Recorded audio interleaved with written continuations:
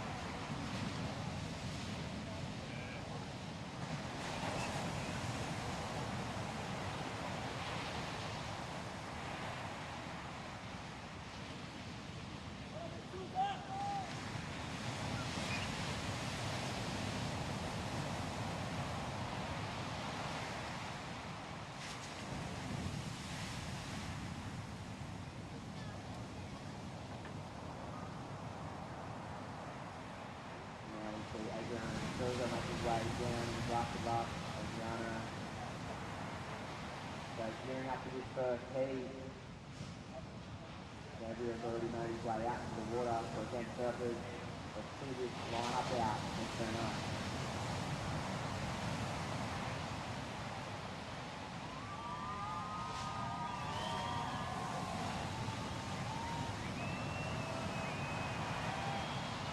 Crowd goes up in applause as Dave just warms up on the shore. He's really actively building.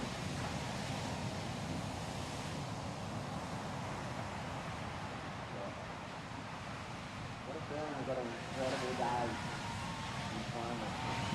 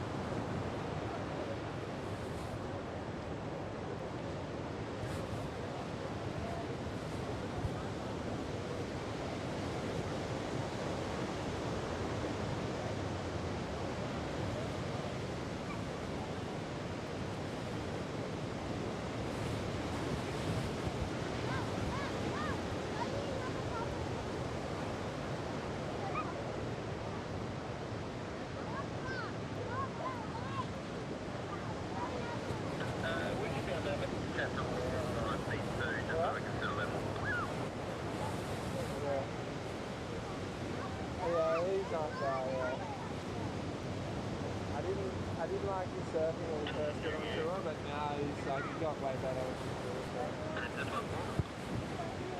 Yeah.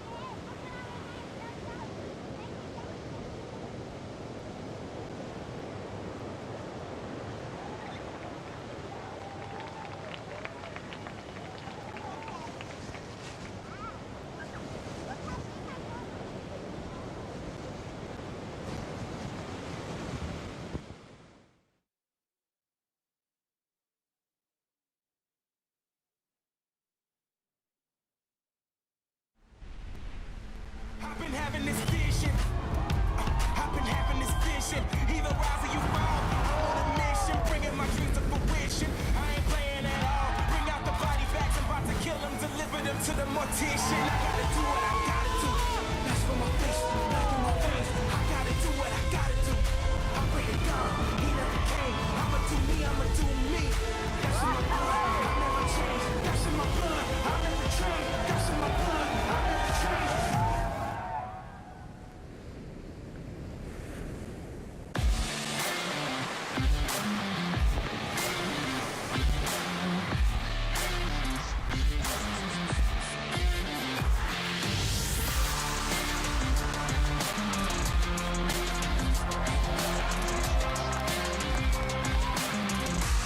Here comes the unreal drop into the flats. That was scary.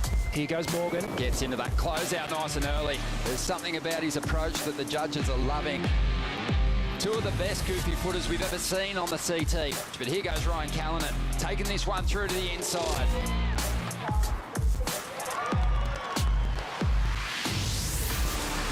Silva actually literally dry docked on that rock shell. Wow, this is gnarly. Big ramp, tail high punt. Stomps it. It's gonna be a knockout. It's gonna be a knockout. It's gonna be a knockout. As we see, Carissa Moore, yes.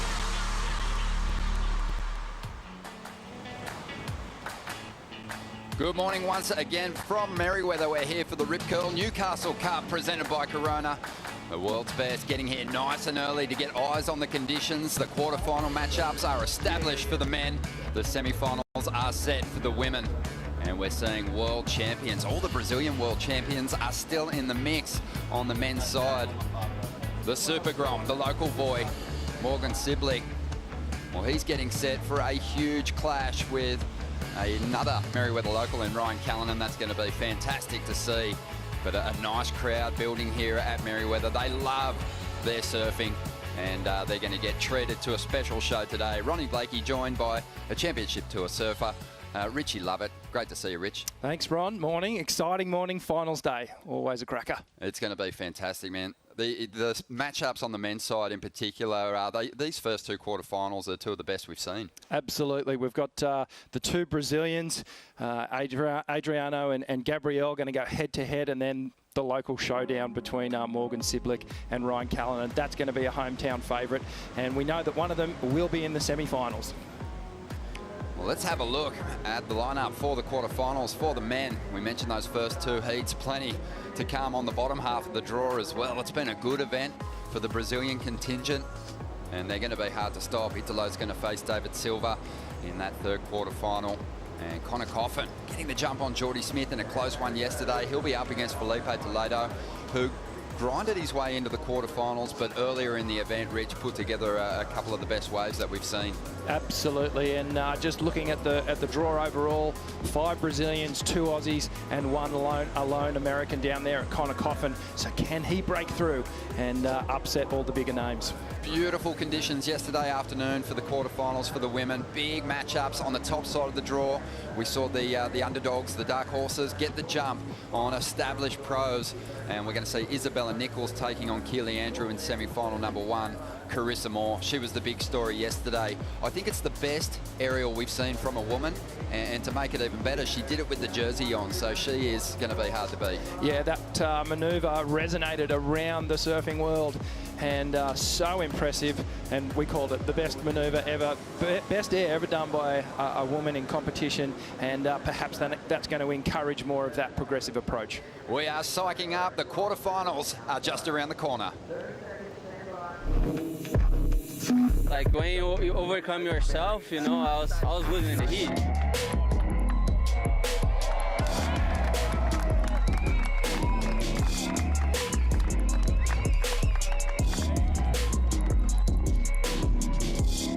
If I want to win this heat, I need to risk.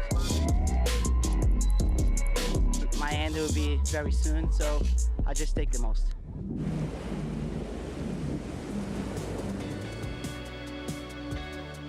Well, this is going to be such an interesting heat. We've got the 2014 world champion, the 2018 world champion, Gabriel Medina.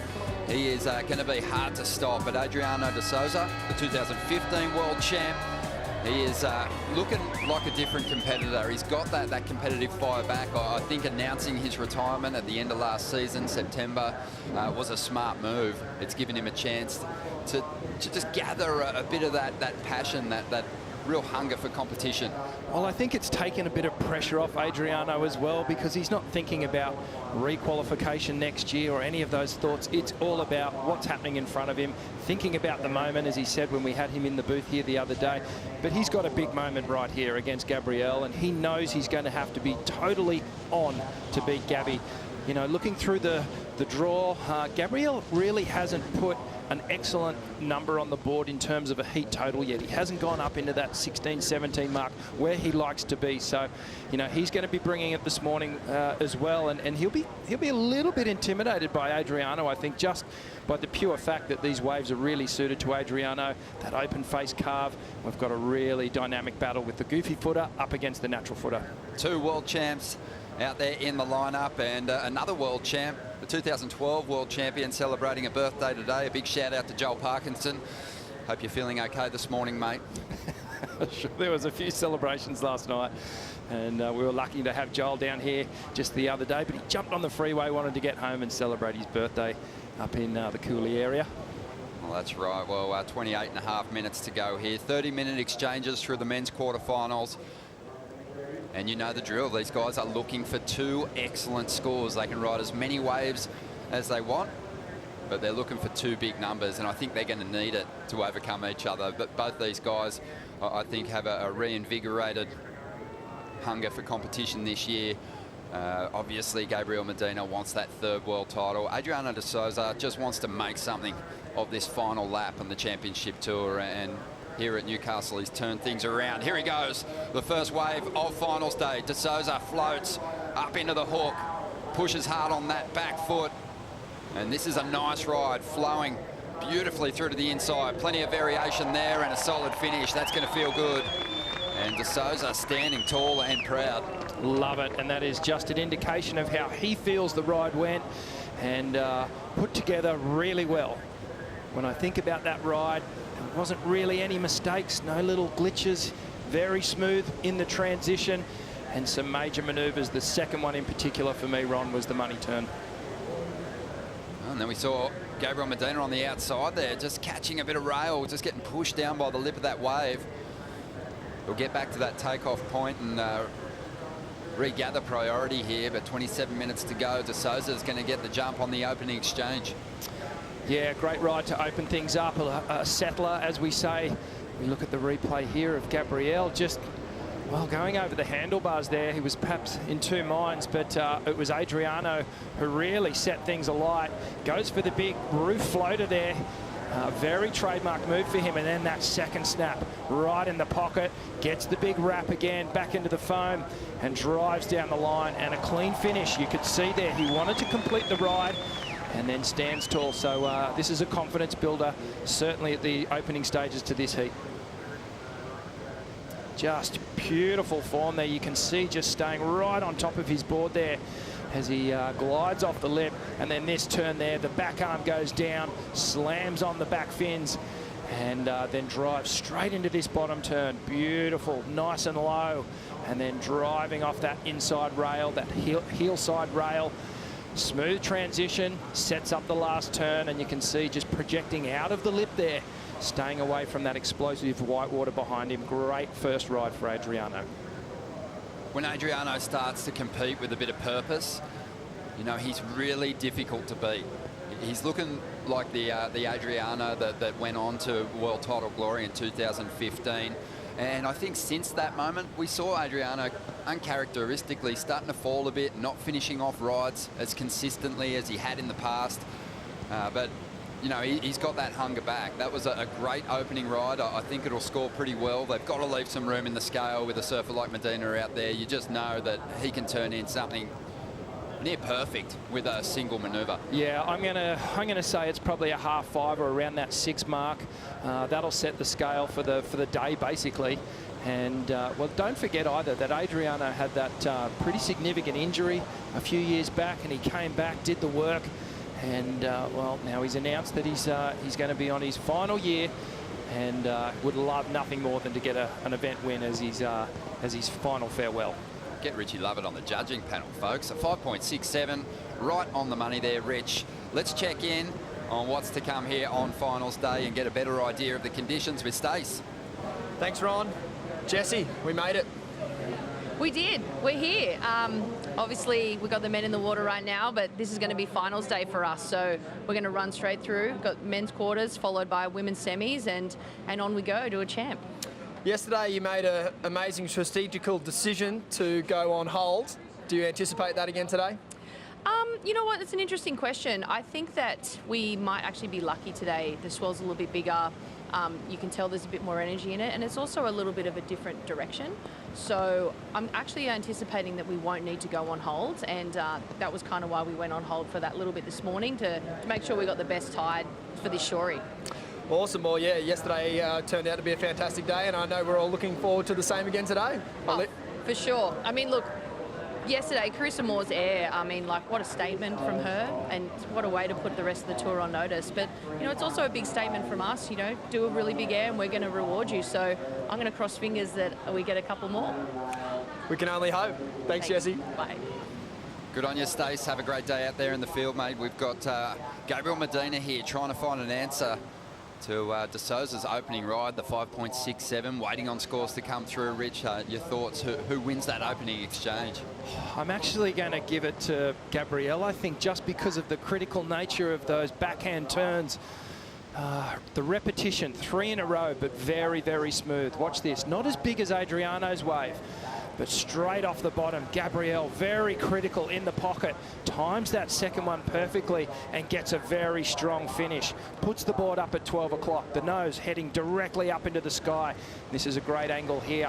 Watch this as he just took a little moment to pause on that second bottom turn because the timing, he just wanted to get it spot on, but you can see his board there straight up and down. The judges love that when the board goes vertical. It just shows you how critical he really is surfing. And a little bit of release there on that one, but this final turn really strong. I think the final turn was a much stronger turn compared to Adriano's final manoeuvre. Yeah, it's going to be really close. I'm sure I agree with you. I think Adriano showed great variation and just seemed a little less desperate, but well, I should know better than to argue with you, Rich. It's come through at a 6.27. You win the opening exchange between yourself and I. Let's bring Louis Egan into the conversation. Luke, mate, you've had chicken skin the entire event window so far. Just so proud to see Championship Tour surfing here at Merewether. Oh, it's incredible, Ron. Good morning. Yeah, it's amazing just to see the world's best. Last night, the girls' quarterfinals, oh my goodness, some of the best women's surfing I've ever seen. And today, it's a new day, and that's what's so exciting about out here. Every day, we've got different conditions. Swells out of the south. The tide was high at 7:30, so the rock break has still got some opportunity. I think later on in the day, I think we'll see everyone move onto the outside if this swell stays the same size when the tide's low at 1:30 local time. And yeah, this rain, hopefully it keeps it nice and groomed. That wind's west, southwest, and that's all right at Merewether. You still got smooth faces as we see up and riding. Nice little carve there by Gabrielle. Coming to the inside, what's he going to do? He's getting some speed up, he's going to the air, and not quite, no completion. But yeah, it's going to be a great day. Yeah, I'm so excited that the conditions have been changing every day. It's you know, it doesn't favour anyone completely. Every day they've got to reset, new boards, take on a new strategy because the conditions are completely different. You got a box of tissues for this next heat that's coming up, quarterfinal number 2? Yes, I do, Ron, I do. You know, I had a beer with Matt Hoy last night, and he goes, it's sweet, no worries. He's not a problem. He goes, we've got a Merewether guy in the semis. What's everyone upset about? We got 2 in the quarters. There's nothing wrong with it. We got someone in the semis, and he's raising his arm. So I agree with him. We got someone in the semis, so I'm going with that. Yeah, I think a lot of the local crowd will be reduced to tears, happy tears, Rich, as we see things unfold this morning, because Ryan Callanan taking on Morgan Siblick in the second quarterfinal, but right now Gabriel Medina taking the lead, and Adriano De Souza, he needs to get himself just a low score at the moment, 2.21. Here's that last ride, Rich. Yeah, just sorry, Gabrielle, just looking for something special on the inside because not much happened out the back, and you can see there the wave just sort of creased out and split in 2, and there was really no landing there for Gabrielle, just completely out on the flat water, and just no little fluffy section. Live action, Gabrielle. Medina climbs up on the foam. Just patient before attacking the lip here. Bit of foam on the face to deal with. Still manages to let go of some critical turns and bashes the end section. So that'll be a good backup. He'll get rid of the 1.6. The requirement is going to grow for the 2015 World Champ. Yeah, it's good pressure that Gabrielle's applying here to Adriano. And you can just tell by the way that Gabrielle surfed that wave. He wants to get a good score on the board here, and then he's going to start to build and go for that that progressive approach that he can perhaps, you know, separate himself from Adriano here. But it's a great start, but it's a great matchup. I love how this is panning out already. De Souza, he said in his post-heat interview yesterday he's going to have to bring risk to his surfing, and I feel like he surfed his first wave very well, but it was still just felt a little too composed. Against someone like Medina, you really got to put a big number on the board early if you want to upset their rhythm. That's absolutely right. You know, Adriano, he's really going to have to bring it, but something that Gabrielle does so well, even on that frothy section.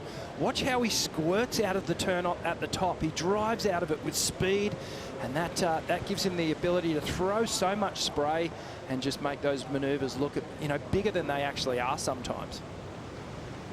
Just over 18 minutes to go as we dive into the deep stats, powered by Hydro Flask. 14 Championship Tour wins. As we see, De Souza on the outside, drifts that tail. That's a bit more like it. Adriano's always been a very well-rounded surfer, really progressive when he needs to be.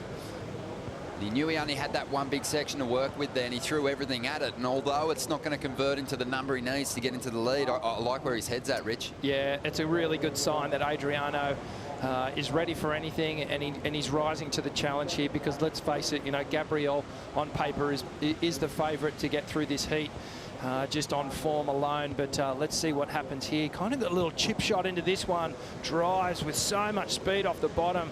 A great carving arc off the top, and he sort of lost the fins, and then he tried to turn it into a bit of a spinner, but unfortunately the wave just flattened out a little bit, and there wasn't enough energy to continue on there. Something to note, Ron, with this new change of swell direction, unlike yesterday when the waves were really standing up and our competitors were looking for one that tapered a bit, today they're going to be looking for ones with more wall, waves with a better line on it, which will open up all the way through to the inside.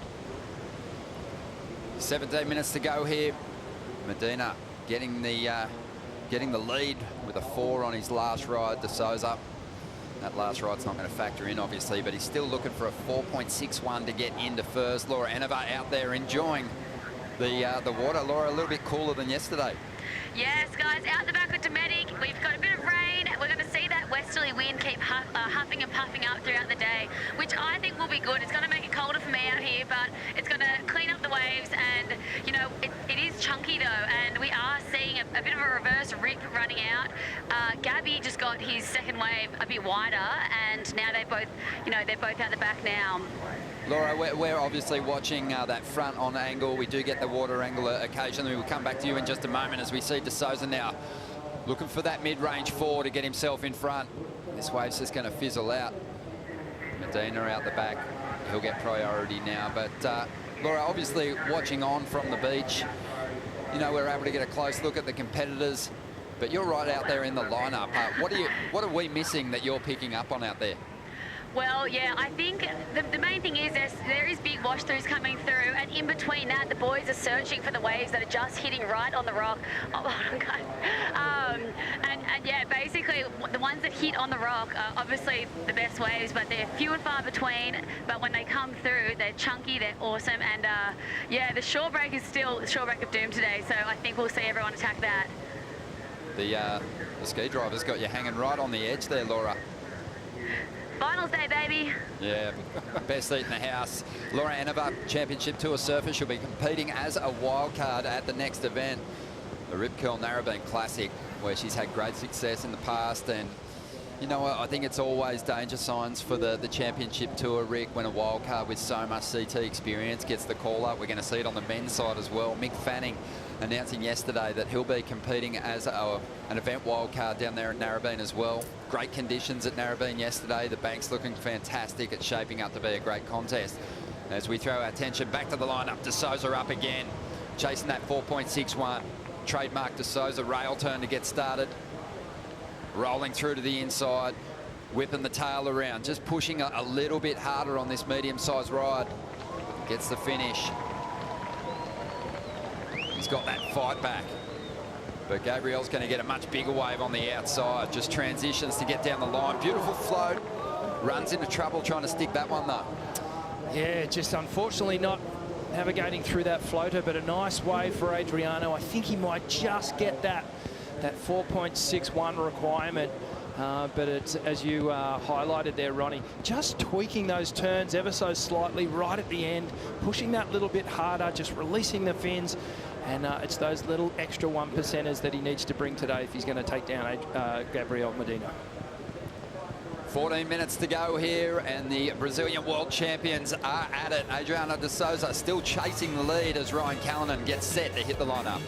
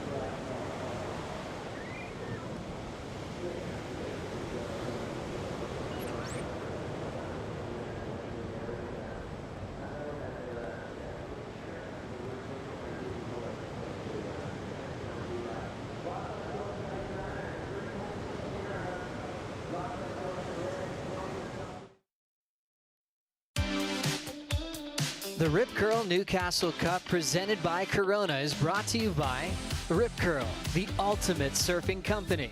By Corona, this is living. By Oakley, the official eyewear and personal protective equipment of the Championship Tour. By Hydro Flask, the official insulated drinkware of the World Surf League.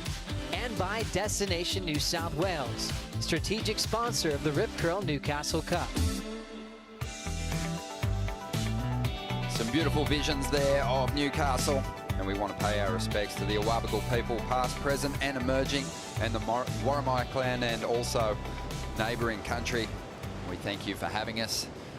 And it is a grey overcast morning out there, but the swell's pulsing, and we've got two world champions locked in a battle for a semi-final. And it's Adriano De Souza who finds himself back in second spot at the moment. That last ride, not enough to get him into the lead, just a 3.6. So he's still chasing Medina, but much like some of the earlier round heats we've seen, Rich, where we're so used to seeing Gabriel put up huge numbers, he's sort of been grinding his way through this event so far. Yeah, it's been sort of 12 points and 11 points, and that's what Gabriel's not used to that. You know, he's normally up around the 16 mark, you know, the 15 mark. That's where he likes to be. He likes to really drill his competitors and send them packing in a you know, bit of a humiliating way. So he hasn't done that yet, and he'll be looking to put a good score on the board. And as a surfer, as a competitor, it's not, you know, you want to win, of course, but you also want to be proud of your performance and satisfied in what you're doing. And for these guys at this level, it is putting an excellent score on the board. Well, Adriano has turned things around brilliantly. A 33rd at pipe. He is a former pipe master. He's just really evolved his act out there over the last few years, but that was a real bummer for him not to put in a better showing at the first event on the schedule. But to get himself into the quarterfinals and still have a chance here with 10.5 minutes to go is massive. He'll be making a big jump up the leaderboard. But 7 wins for De Souza. He's been the most successful Brazilian ever on Australian shores. This is really where he's felt at home outside of Brazil. And he's got a lot of friends at each of the different venues on the Australian schedule. And he's got good memories here at Newcastle. Obviously, we're going to head over to Margaret River as well. He feels right at home there. I think his surfing will suit the break at Rottnest as well. So he's got a fantastic chance to elevate his position even more. Very well rounded, and of course Narrabeen as well. You and I remember watching him as a youngster win the World Juniors down there, really announcing his arrival onto the surfing scene. So comfortable wherever he is, and maybe if he could get himself in that top 5 qualification come low, as we know that he's really strong out there as well, and a high chance. Yeah, well, both these guys created a lot of history in their careers. Adriano, the first Brazilian to win down at Bells Beach, and also win the Pipe Masters. Yeah, Adriano really paving the way. He was the one that kind of generated that Brazilian storm, got the clouds brewing, and it was Gabrielle and Italo and those guys that have followed in his footsteps and really been inspired by what he's done on the tour over the last sort of 15 years. And Newcastle's been really good to the Brazilians. They've had a lot of success here. Willian Cardozo, we mentioned he won the event. I remember watching Neko Padarats. the reason this event's being staged here is the year that Neko Patarats won, he beat Jared Howes in the final. The waves were firing here. They moved it. It was huge, big south swell, and Neko claimed a big win. But who are some of the surfers that came before the Brazilian Storm, the current crop that are on tour at the moment that you competed against? That I competed against, you know, Renan Rocha, Flavio Patarats, Fabio Gouveia, one of the smoothest Brazilian surfers you'll ever lay eyes on. So there was a number of them there, and you know, they were tenacious competitors, very fierce, very passionate, and it really is a trait of the Brazilians. You know, they live and breathe this sport, and this is everything to them. Often, you know, Adriano's story, he didn't come from much. You know, he came from quite a poor background, and there's a sort of sense of responsibility for him when he's surfing in each and every heat. There was really a pack too of Brazilians competing on the Championship Tour. Guilherme Hurdy was another name that we've got to mention. He had big results. He was landing covers in Australia, you know, way back in the day. I remember he got the cover of Tracks magazine from G-Land, and you know, that was relatively unheard of back then. So he was a guy who really performed well at the CT level. But they had a group, and they travelled as a pack. Pedersen, Rosa, they had a lot of support amongst each other. When Adriano De Souza got on tour, there wasn't that same massive contingent, and he really was up against it. And I think as a result, he fought as hard as he possibly could for his big wins. And man, he really did win the respect of his peers because he was such a tenacious competitor. Yeah, another competitor I've just thought about too. Victor Ribas was another one. Incredible surfer in the smaller conditions, but just so fast. And Adriano's, we can see him standing tall, that trademark. You know, puffs the chest out, looks at the judges and goes, well, what do you think of that? It's so good to see. And I think we look at the run on him now. Like we're seeing the fire back. And, you know, he seemed a bit ho-hum since he got his world title when he'd finished waves. It'd take something pretty special. I think there was a performance from Adriano. We'll get back to that in a moment, as Medina now goes looking to drop the 4 and increase his lead potentially. So strong. This guy's frame can take a lot of impact, but that one was just too thick to ride out of. Just completely compressed there. Man, he just got absolutely poleaxed on that shore break, and he looks like he's okay, mate. Well, this guy, we know that he's got so much muscle around his bones, and that was like getting about 3 forwards tackling in a rugby tackle. But Adriano can't wait to get the replay there and break down his wave. So Adriano's building in this heat. Yeah, I wanted to mention before, we said when both these guys are competing with purpose, you see special stuff. Adriano De Souza last year, 2019, spent the year mostly injured, but he was trying to shore up a position by requalifying, and it was his performance in Tahiti that was just so impressive. He had 2 excellent heats on his road to a quarterfinal finish, and all that with a busted knee. And he was an obvious choice for the WSL wildcard this season. Just such a resilient competitor. 5 minutes and 20 seconds remaining here, and we are waiting on scores to come through.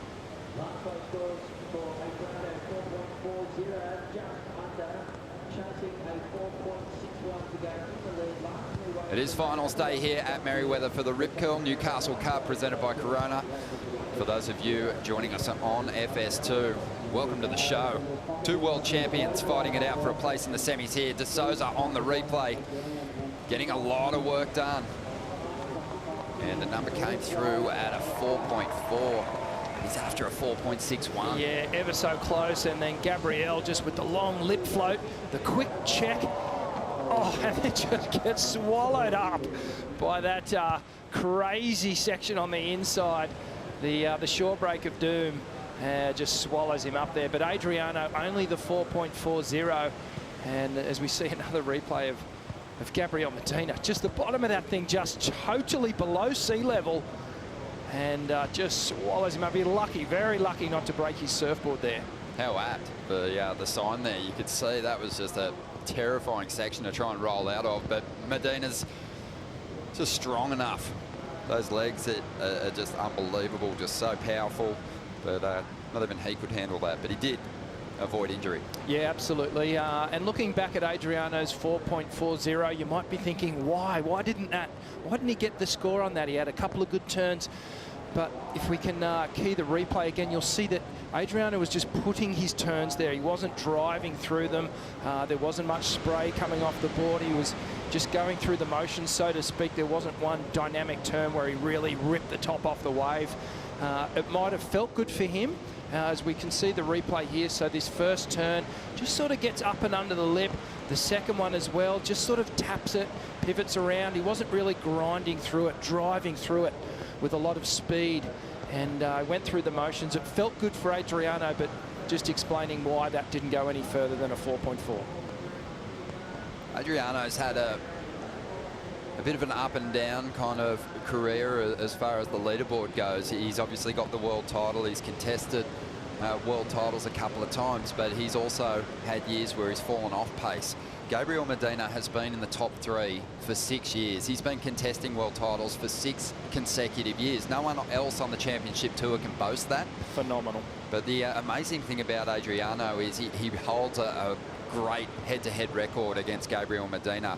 These surfers have met 8 times previously in championship tour competition, and Adriano's gotten the jump on Gabriel 5 of those 8 times.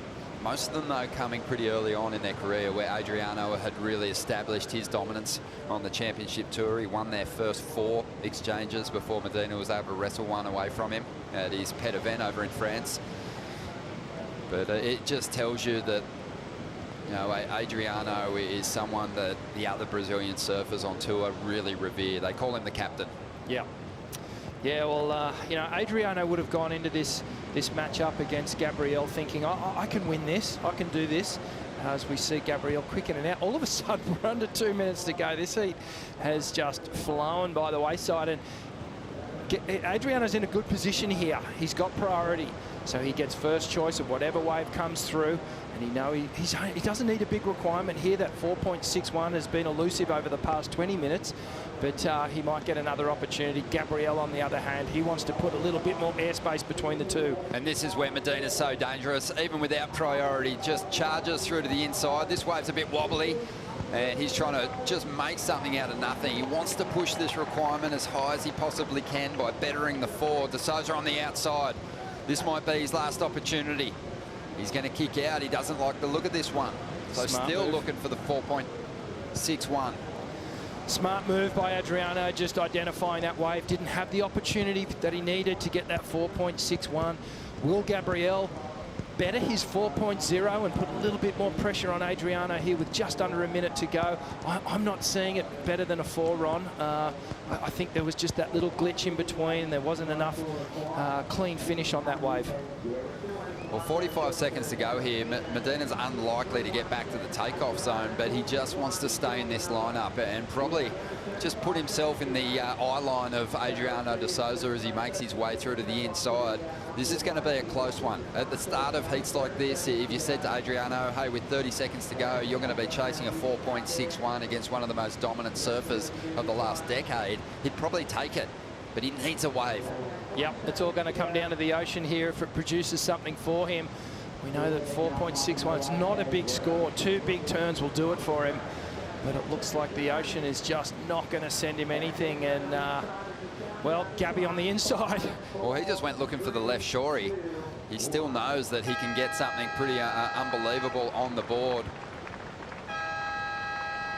And Adriano De Souza on the outside, I think, disappointed not to get the opportunity, but I also think he's saying his thanks. He's got a lot of appreciation at the moment for the magic career that he's had, and I think he's thrilled that he's made it this far in the event, despite the fact he would have loved a huge finish. It's a good score, you know, quarterfinal finish. That's pretty cool. And Adriano started really well with this wave, just snapping clean out of the top there, doing that big trademark wrap that we know Adriano's so good at, finishing well, and that felt good to kick things off.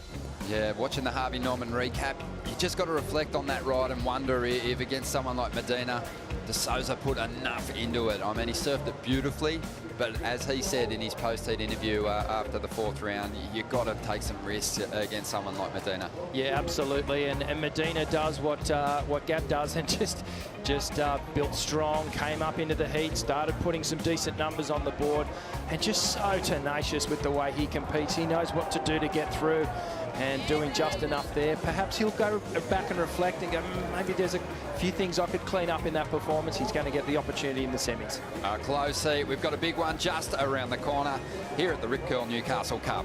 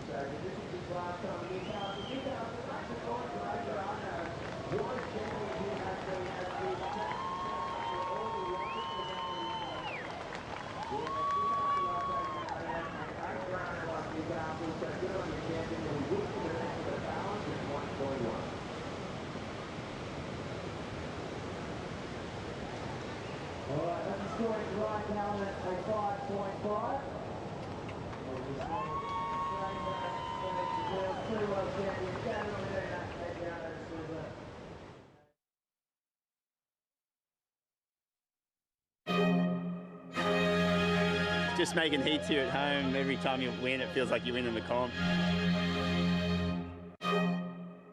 Frothing. I know you just can't say it on the webcast, yeah. But yeah, I'm frothing.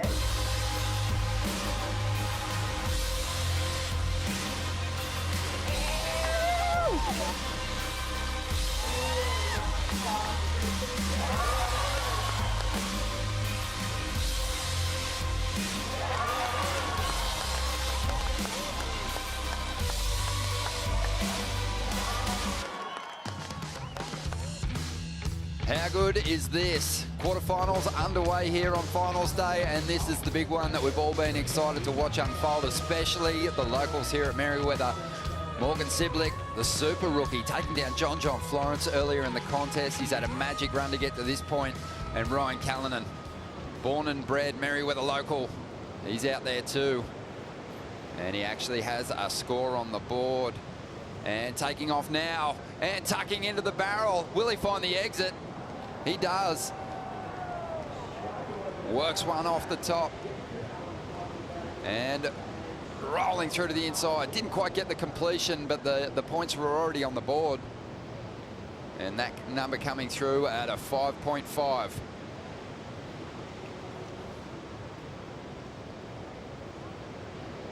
A battle of the local boys here. Merewether will have a surfer in the semi-finals. Who is it going to be, though? Ryan Callanan up against Morgan Siblick. Ronnie Blakey with Richie Lovett. Rich, what's your call? Who's going to win this thing? Mate, you're putting me on the spot there. How am I going to pick a winner out of these two? But as we see, Ryan Callanan, nothing was going to punch him off that wave as he came out of that barrel, and just gets a nice slash on the open face. Another little foam hit, and as you said, the points are on the board already. Didn't really matter that he didn't complete that last ride, but good way to open up. These two guys out of the quarterfinals know this break better than anyone else, so you know that it's going to be a real exchange. They're really going to be looking for those good waves. As we see that offshore wind starting to pick up a little more, it's opening up these barrels. Geez, Ryan did well to, mate, he was taking off under the lip on that thing, got straight into pig dog position, hand on the rail to steady his board, and just busting through that foamy section with brute strength and straight into that open face slash. So does really well to keep the momentum. We know the judges, they love the flow, the connection between the turns. And Another little foam hit just to finish things off. Good way to start and put a little bit of pressure on the youngster. Ryan Callanan, we saw him on the Championship Tour back in 2016. He didn't re-qualify. He finished 34th. And you got to remember that was a really difficult year for Ryan just prior to the season getting underway. He lost his father, Gary, who was a huge identity in this local community of Merriweather. And Ryan bravely surfed through that year. I think he was still processing the loss as he competed in his first year on the Championship Tour. His dad had been fighting leukemia for a long time, but it didn't take him long to get back on track and to climb back onto the Championship Tour. 2017, he had an amazing run on the qualifying series, and tragically, just before he had a big breakthrough win over in Japan, he won a 6,000. His mum actually passed away, so losing both his parents within 15 months, it was absolutely brutal on him, but he I think, had learned to deal with loss on a whole different level, and he took his surfing to a new place. He got a lot of confidence from the win in Japan. He also won a 10,000 in Irisira and easily re-qualified for the Championship Tour. I think when you look at the span of a 2-year period, he became one of the most improved surfers we've ever seen. He broke through with a wild card and got a 2nd place finish in France to Julian Wilson, and he's just looked like a different man ever since. Yeah, he's been just on a steady climb as we see him up and riding again here. Well, nice backhand blast to get started.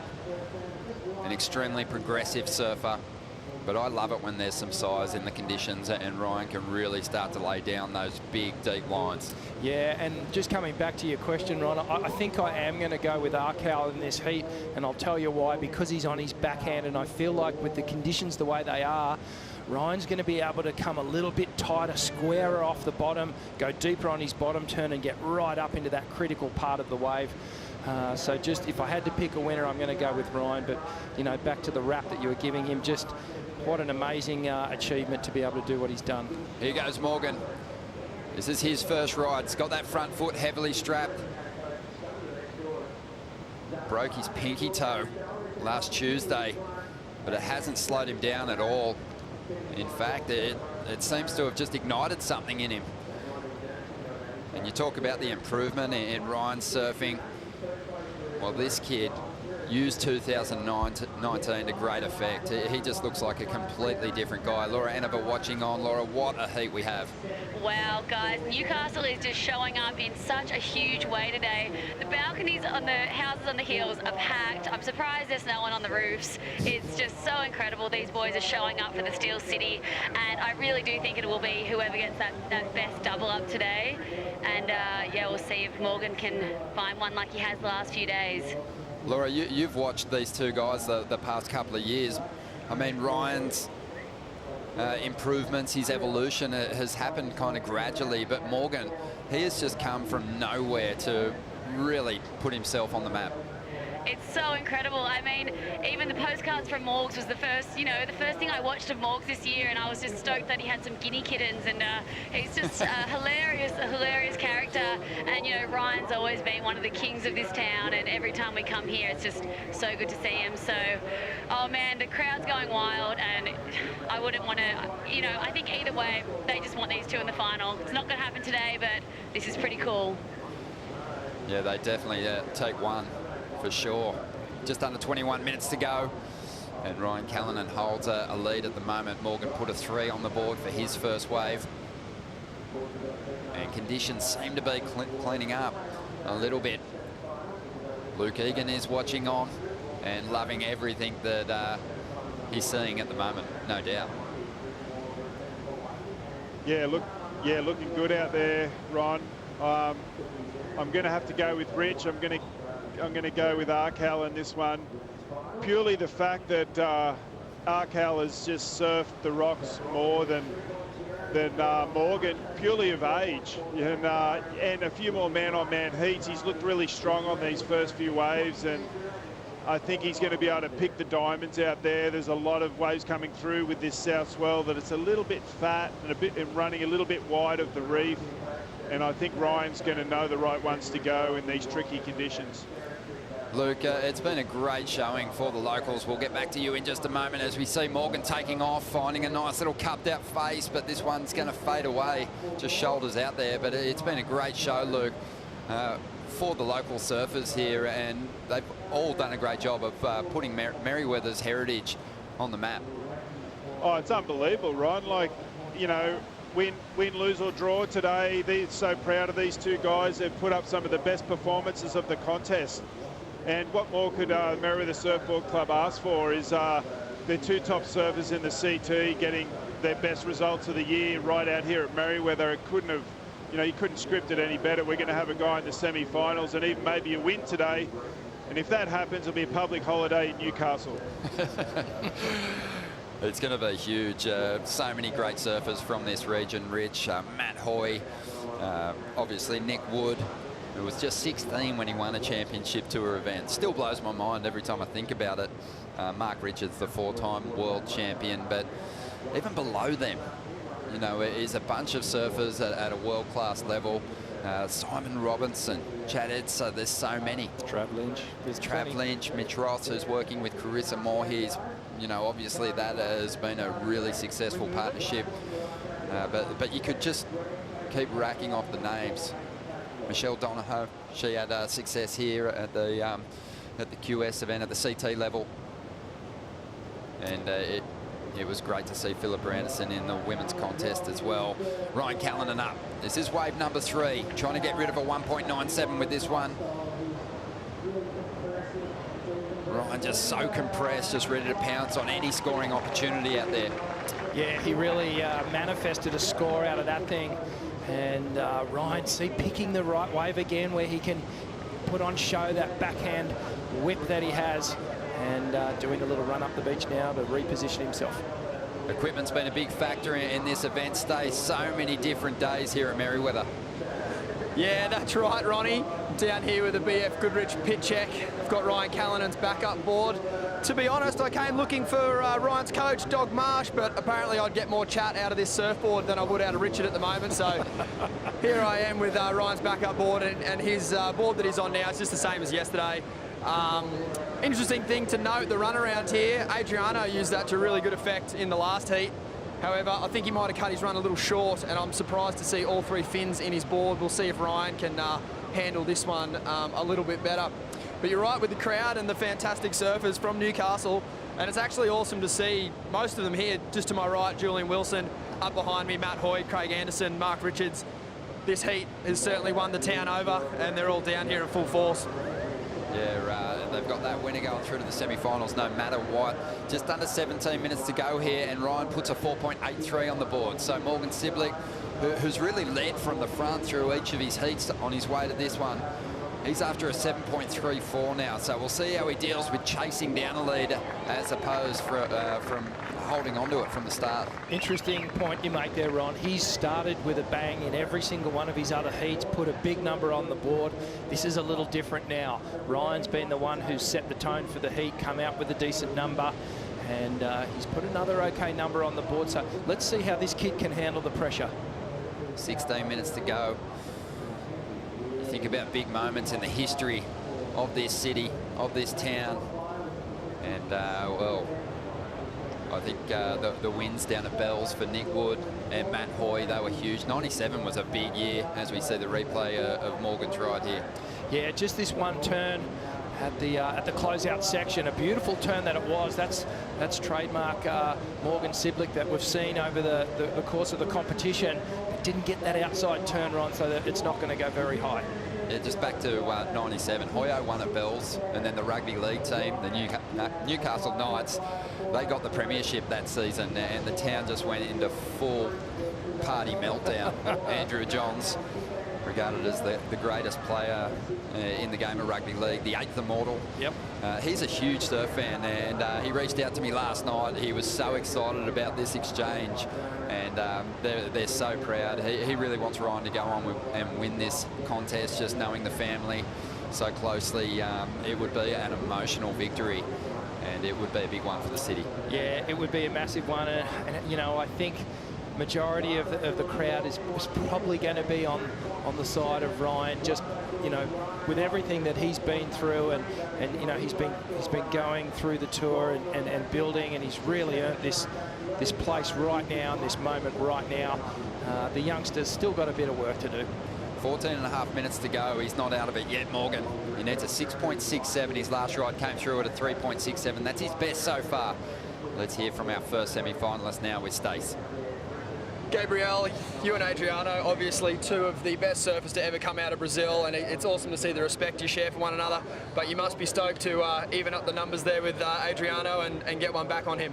Yeah, I mean, he got me a couple times, and I grew up watching him surfing. You know, for Brazil, he's a big inspiration.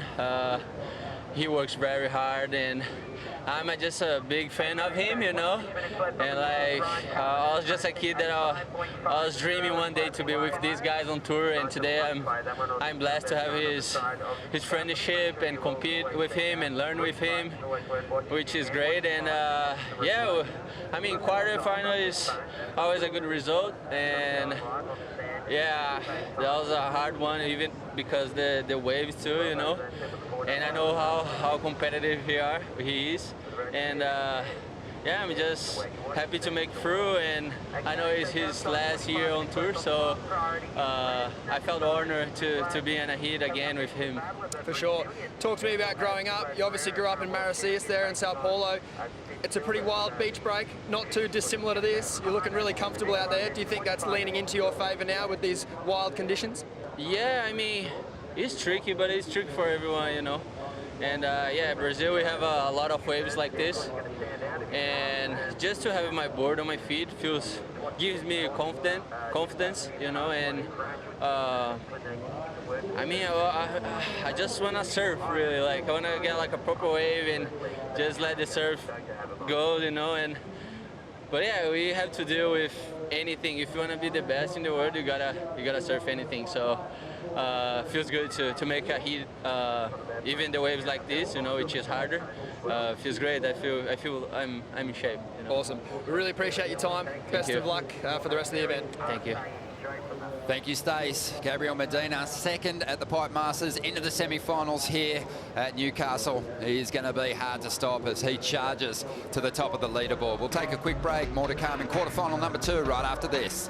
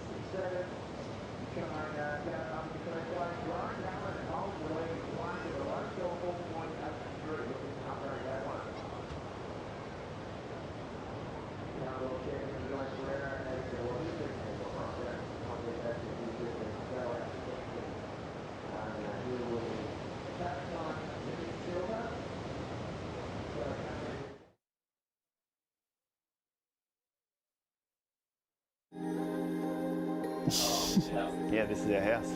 Welcome.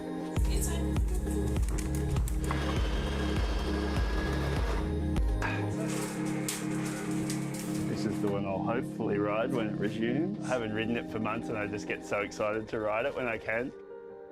When I fell off the tour and I lost my parents, it felt like I was running away from a lot of stuff. Meditation for me, I really felt like it helped me. To have like big bells, like, it was actually pretty scary. First heat of the morning, Hell's Bells play over the loudspeaker against Kelly Slater in the quarterfinals is like, I mean, that's what you dream of as a kid. Ryan's absolutely nailed it in his first semi-final of his career. We're just going to this little home gym to do a quick session. You know, if I had everyone like him over the years I've worked in sport, I'd be a lot happier. And he's really grumpy. I love surfing every day. and sharing all these experiences with everyone. There's a saying, love what you do and you'll never work a day in your life.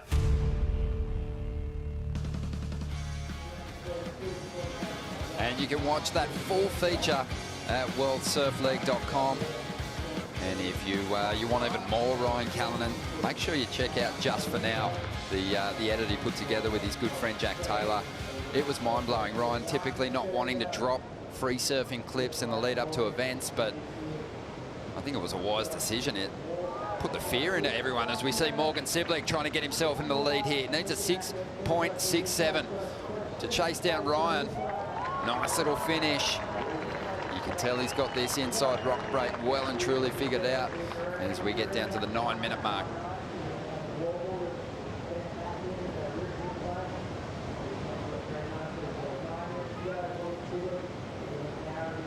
The rookie Morgan Sibling trying to get himself ahead of Ryan Callanan with that last ride. We'll see a replay in just a moment. Quarterfinal number 2 well and truly underway. The winner of this one will face Gabriel Medina. And here's the replay, Rich. Yeah, so Morgan with priority takes this off Ryan, streaks down the line here, gets this first hit, gets caught a little on his heel side rail, and then gets another little shuffle on the inside to set up this turn. That was a beautiful, clean turn to finish off, but a little catchy on the first turn. And, you know, the judges, they had the magnifying glass out all event, but they're on the microscope today. You know, they're really going to be picking apart all these little flaws if the surfers have them on a wave, and they'll actually be taking points away. You can see as Morgan just streaks down the line here, and he just got a little offset on the bottom turn, a little bump in the wave there, and some ridges in the top of that wave just caught his edge a little bit, but he resets well and gets another open face carve here. This is just an adjustment to set himself up for this final turn. He saw it pocketing out and then just hits it perfectly. Nice and clean finish. Won't be a huge number, but it's definitely going to get him back in the heat. Thinking back to his last couple of heats, it's like he's been driving that board on a smooth bitumen road, but out here at the moment it's like loose gravel, and he did so well on that occasion just to keep that board in the water. It was trying to skip out at different stages. He didn't allow it to catch too much and still managed some pretty decent maneuvers. He got a 4.67, so he's chipped away at the requirement after a 5.67 now to get ahead of Ryan, who's trying to get rid of a 4.83, bit of a low scoring heat. Yeah, it's another little tussle similar to the first one of the morning, and that just sort of tells me that wave choice is a major factor here, and these guys just taking every opportunity they can when it comes, and the waves, they've changed a little bit from yesterday. Well, I went down to the on-site merch store, and there is no Callanan or Sibling jerseys left at all, but you can still find them on the WSL store. So make sure you check that out at worldsurfleague.com. But Morgan on the inside now gets another opportunity to chase down the score required. 5.67 is what he is after on this one. Starting to shut down. He's been so solid with the finishes throughout the event, and he plugs another good one on the end of that ride. There it is, just picking one out on his way back out the back there. So a good move by Morgan there. I think this is going to score a little higher, and that two-turn combo is what we've been seeing all the event, connecting well with all the speed, with all the flow, and that's part of the judging criteria. And I think that's his best ride to date for me. 6 minutes to go. Morgan, he qualified in 10th position. He was the last qualifier on the QS back in 2019. I think as a result, really no one saw this coming. You know, usually you're looking at the surfers who finish at the top end of the QS, but this guy's rock solid, and he's worked really hard to get to this point. Oh, he sure has. And there's that beautiful top turn slash that we've seen all event long. That's been banking him the big numbers here as we watch the slow-mo. Look how low he gets on the bottom turn, sets that rail, drives around with the upper body, the lower legs follow, releases the fins right as he hits the foam, gets the redirection here, and then drives into this second turn. Beautiful positioning on the closeout. He could have stayed horizontal, but he put the board up vertical, putting more emphasis on the final turn. Ryan Callanan now uses priority to try and rack up a big number here. And he'll have to hang on with everything he's got. Can't finish this one off. 5 minutes to go. And this result is still in the balance. It's anybody's at this stage. That spot in the semi-finals against Gabrielle Medina. Yeah, with just under 5 minutes to go, this one's really turning into a punching match between the two Novocastrians, and plenty of black and blue on the beach, as we can see. The fans just really getting behind their local favourites. Yeah, that's the team colours of the Merryweather Board Riders Club, who are out in force at the moment, waiting on the scores to come through. Rich, just how punished will Ryan be for missing the finish on that last ride? Yeah, it's not going to go north of anything over a 5, in my opinion, just because you know, he had that wobble and didn't get the finish. But interesting scores starting to drop here for Morgan. He needs an average of 5.67 to get in front here. This is huge. One judge gives it to him, the other says not quite. And the numbers rolling in from our international panel of 5 judges. And he gets the number he needs, 5.70. Morgan moves into the lead with 3 minutes and 40 seconds to go. He's in front for the first time here. Ryan Callanan, he's going to be looking for a 4.88. Well, look at this situation here. The youngster, he's taken the lead. He's also got priority. 3.5 minutes on the clock. Crucial. Now, he hasn't had a whole lot of experience with priority. This is going to be a real test for him. 5.7 was the number that he put on the board. And it was just enough to get him in front. Nothing separating these two. But Ryan's got a number on the way as well. Remember, he didn't get the finish. He needed a 4.88 to get in front. He's not going to wait for that number. He's going to have a crack at it on this wave. 2 nice turns to get started. He'll need a finish on this one, though, to make it a certainty. And he finds it. 4.88 is what he's after, Rich. His last ride was short. It was a 4.17, so that missing the finish on the previous ride really hurt him. Well, that was pretty similar to what Morgan did. Got the little inside runner. Morgan had priority, could have taken that wave. Ryan needing the 4.88 to advance. I think it's going to be right there. You know, he got the clean turns in the pocket outside and got to the finish. And we know that the judges, when you link those turns, they like to pay it. 2 minutes, 20 seconds to go and waiting for scores. You can hear that crowd, and in the crowd, Morgan's got his family. Ryan's got his partner, Nina, his twin sisters, Maddie and Billy. They'd be watching on and willing him through to the semi-finals. But even if he gets the number he needs, it's not over. No, by any means. If he gets it, it's only going to be right there. So Morgan won't need too much. And with still just under 2 minutes to go, plenty of time. And again, he's just going to have to stay composed. Big moment for this kid. You know, he's looking down the barrel of the semi-final with Gabrielle Medina as we wait for these scores to drop for Ryan Callanan. Mate, this is exactly how we wanted this heat to play out. The ocean a little sleepy out there at the moment. Let's hope we see another exchange. But here's the replay of Ryan's. Nice pocket turn to start things off. Drives out of it straight up into the second one and gets the fin release. So putting a little extra emphasis on that second turn, and then slams it shut. The final little hit. Mate, if they don't give it to him, perhaps it's just the size of that end section that might have let it down a bit, but the surfing was really, really good. It's really close, much like Morgan in the last exchange. It was a close one, and it's come in at a 4.87. Oh, my Lord. That is unbelievable, unbelievable. 0.01 short. I really felt it was going to go there just based on the rhythm of those first few turns. But it has fallen short, and Ryan is still after a score, a 4.88 with 40 seconds to go.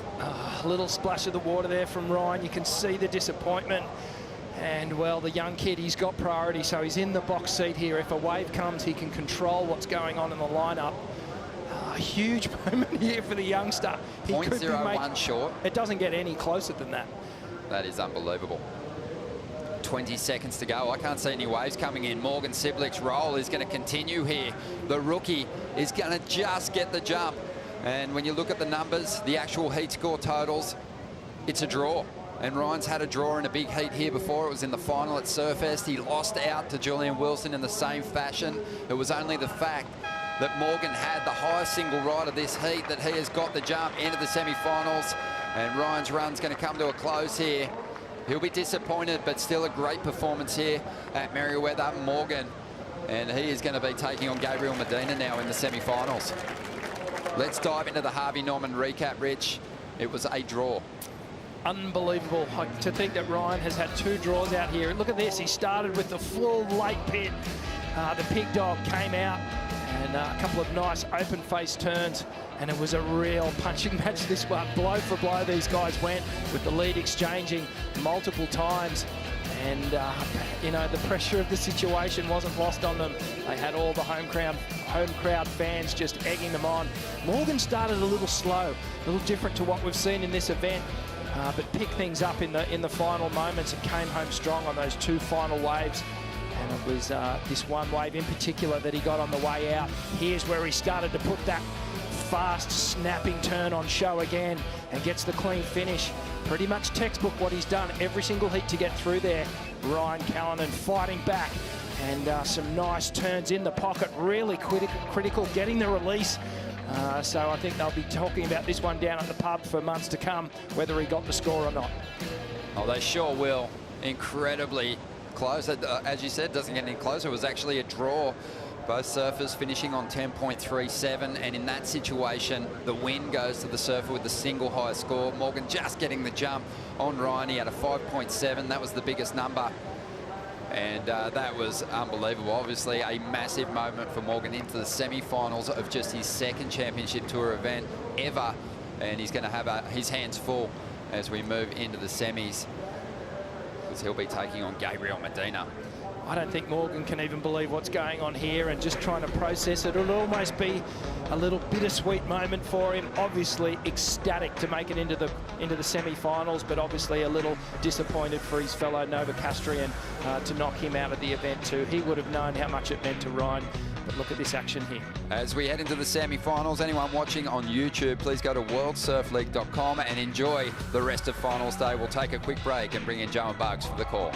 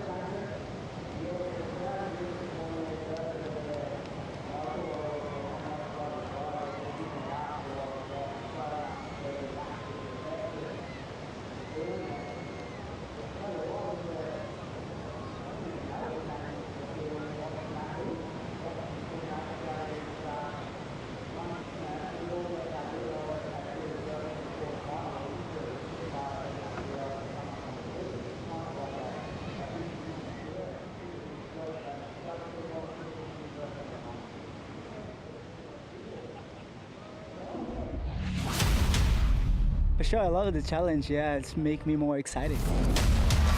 Big ramp, tailhigh punt. Stomps it.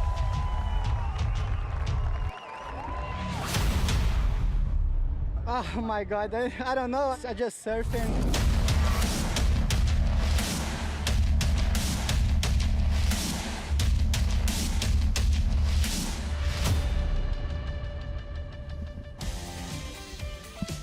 You're watching Finals Day here at the Rip Curl Newcastle Cup, presented by Corona. We just finished the local boy heat. Morgan Siblick getting the win in a tiebreak to take on Medina in the semifinals. Now let's work out the back half of the draw. The reigning world champ Italo Ferreira takes on David Silva. Silva into his second year on the top 34 and his first ever quarterfinal appearance as he looks to go all the way here on finals day. Joe Turpelt, Wayne Rabbit Bartholomew for the call. The 78 world champ. Rabbit, a lot of drama on the beach this morning already. It definitely feels like finals day here at Meriwether Beach. Oh, it really is. I mean, this is a great finals day, Joe. And one thing that has turned up today with the swell change is there's a strong current. It's a big factor. So we'll see how they work it out early. Big swing on the backhand of Silva.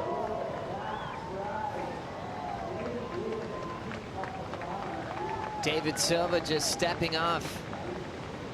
Another inside ride. 1.13 was Silva's start. Italo opened with a 3.33 during the break. So two Brazilian goofy foots going head to head. One happens to be the reigning world champ, holding that title for a couple of years now. Kick things off with a semi-final finish at the Pipe Masters in a rematch with Medina. So still in a great position to back up his world title this year. Remember, John out in the round of 32, so that's changing things up big time heading into Nairobi. It sure does, and the Brazilians have stormed into the quarterfinals, Joe, 5 of the 8. Which is so impressive, and they've always had a great connection here in Newcastle throughout the QS events time and time again. Italo still just 26 years of age. He's really been throwing some incredible airs on that closeout section that saved him multiple times. We know that full rotation's been happening for a long time, but you almost want to attach Italo's name for it because he might be the most consistent with it, especially with a jersey on. Well, he has made it his signature move, particularly when he is in trouble in a heat. Imagine, you know, having that in your back pocket to be able to pull out, and he gets excellent scores just because of the execution and the technical perfection. As you said, a lot of Brazilians in the draw here on finals day. We'll also have another one coming up next, Philippe Toledo, as he takes on Conor Coffin. We started with the world champs heat, Medina and De Souza. So that message has been felt clearly here on finals day. Last heat was decided on a tiebreak decision. Morgan Siblick, the dream run continues. He's with Stace. Morgan, have you ever felt these types of feelings or emotions in your life before? Nah, first time. Yeah, it's good though. Yeah, that was a really tough heat for Waves, I think. Sucks, like, would have been sick to see both of us getting nugs, but it's not the case sometimes, and I want to verse him again. I feel like I wasn't good enough, so yeah. I bet he does too, mate. Should we roll it again? Yeah, let's go again. Double or nothing? yeah, but yeah, I think, I was lucky there with got that insider, and yeah, the scores went my way, so I was stoked. Awesome. Mate, overnight you've turned into an athlete, looking composed, relaxed. You got 4 more waves to win this thing, mate. You gonna do it? Yeah, I'm only catching 4 more. Let's go do it, mate. I'll leave you to it. Sweet, thanks. Morgan simplifying the formula there, meaning 4 more waves. You're scoring on your top 2. You're just trying to stay in the moment, going semi-final, final. You could do it literally in 4 waves if your wave selection's that spot on. Well, if it is that spot on, there's the other factor being it's not unrealistic, Joe, because of this very strong current. These guys are still on the rocks, on the rock break. But you know, when you finish your shore, you know, you're right on the shore break. It's about a 4-minute paddle just to get back to where you were, and you cannot stop. Look at David Silva now in the distance. He cannot stop paddling. Just to maintain his position. If he does, he gets swept down. Italo has come to the wide bank for the first time. He's already had 3 waves, but nothing of any substance yet. He's been turning in crazy numbers on that left. Sometimes it just looks like a closeout, but they have one big move. He could force a score. So nice read on the current there. We've had completely different scenarios each and every day of competition as far as the conditions are concerned. As we'll cross to Laura out in the water. Are you notice any tactical decisions happening right now? Yeah, I'm just wondering whether David is rubbing his hands together that he's got this right hand bank to himself now. I mean, there is a lot more water moving today. Sorry guys, we're about to get set on the head. A lot more water, and it's bigger. So we'll see if Italo can find those lefts that he's been checking out the last few days. He's up now, guys. Thank you, Laura. Flowing quickly down the line on the wind-up. Big fin throw, reverse. Trying to regain composure to right away. He's telling the judges he had it. Oh, what an appeal. An appeal to the referees, basically, going, I've made this. A quick board change. What a pit stop. Now, this is a serious pit stop. It's going to take seconds. And he's right back out there, Rab. So he was pointing to his backup board. He knew something needed to change quickly. Italo almost pulling off that rotation in such an awkward place. He's changed everything on where you land airs. There's no need for transition, a soft landing. He can land as hard as he wants, but definitely felt something in the board he was on, needing the quick switch there. Yeah, there's a certain frenetic energy about Italo as well, and you really saw it at the end of that wave there. You know, he really, you know, I mean, gosh, it was an incredible recovery. Did he ride out of that?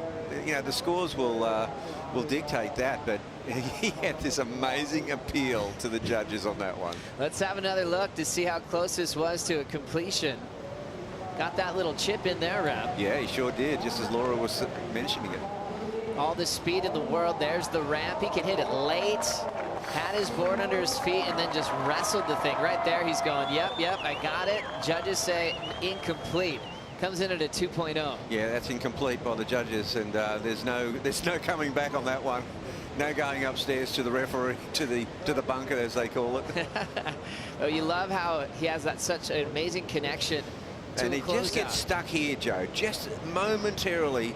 The you know, that final little spin around, he usually does it a lot more fluently.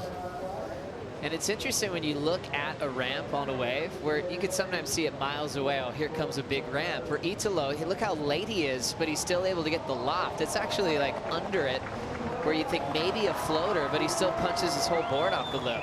And you don't actually know until he does it, because I actually thought that he was going to be, you know, a much more kind of orthodox approach to finishing that wave, maybe just to get a score under his belt. I mean, he's a risk taker extraordinaire.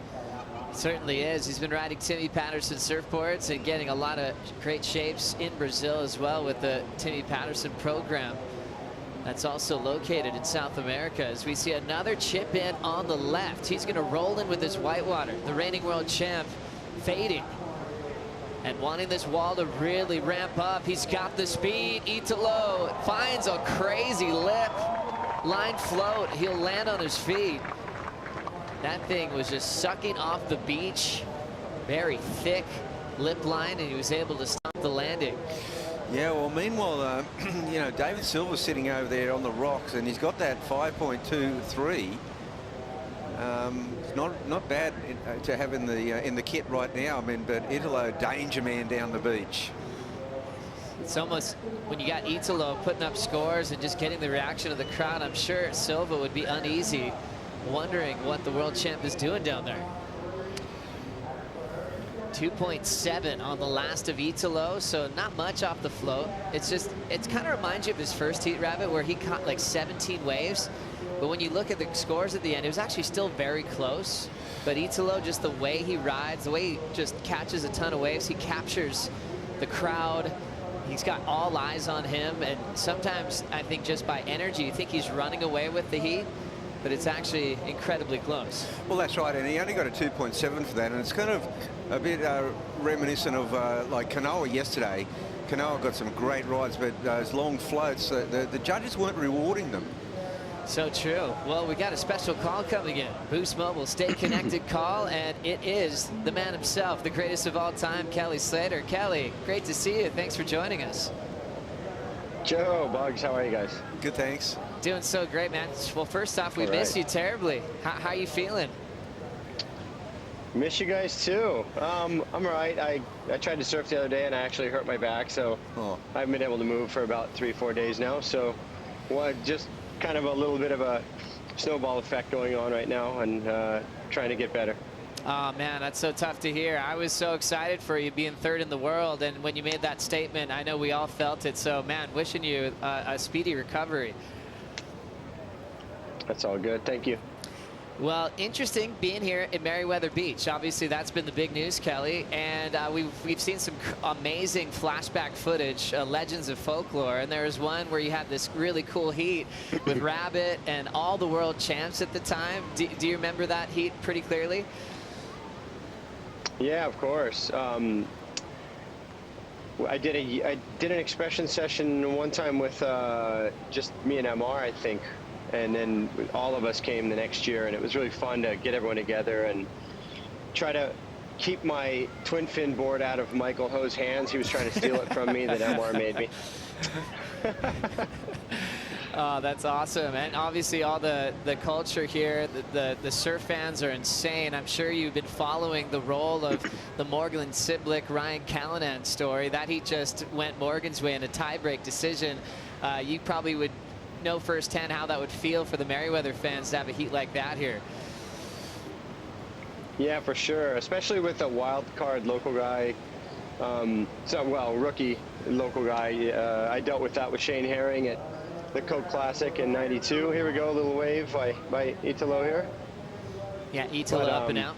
Yeah, it's always hard to surf against the local guys, especially somebody who hasn't had a result, but they got all that energy behind them.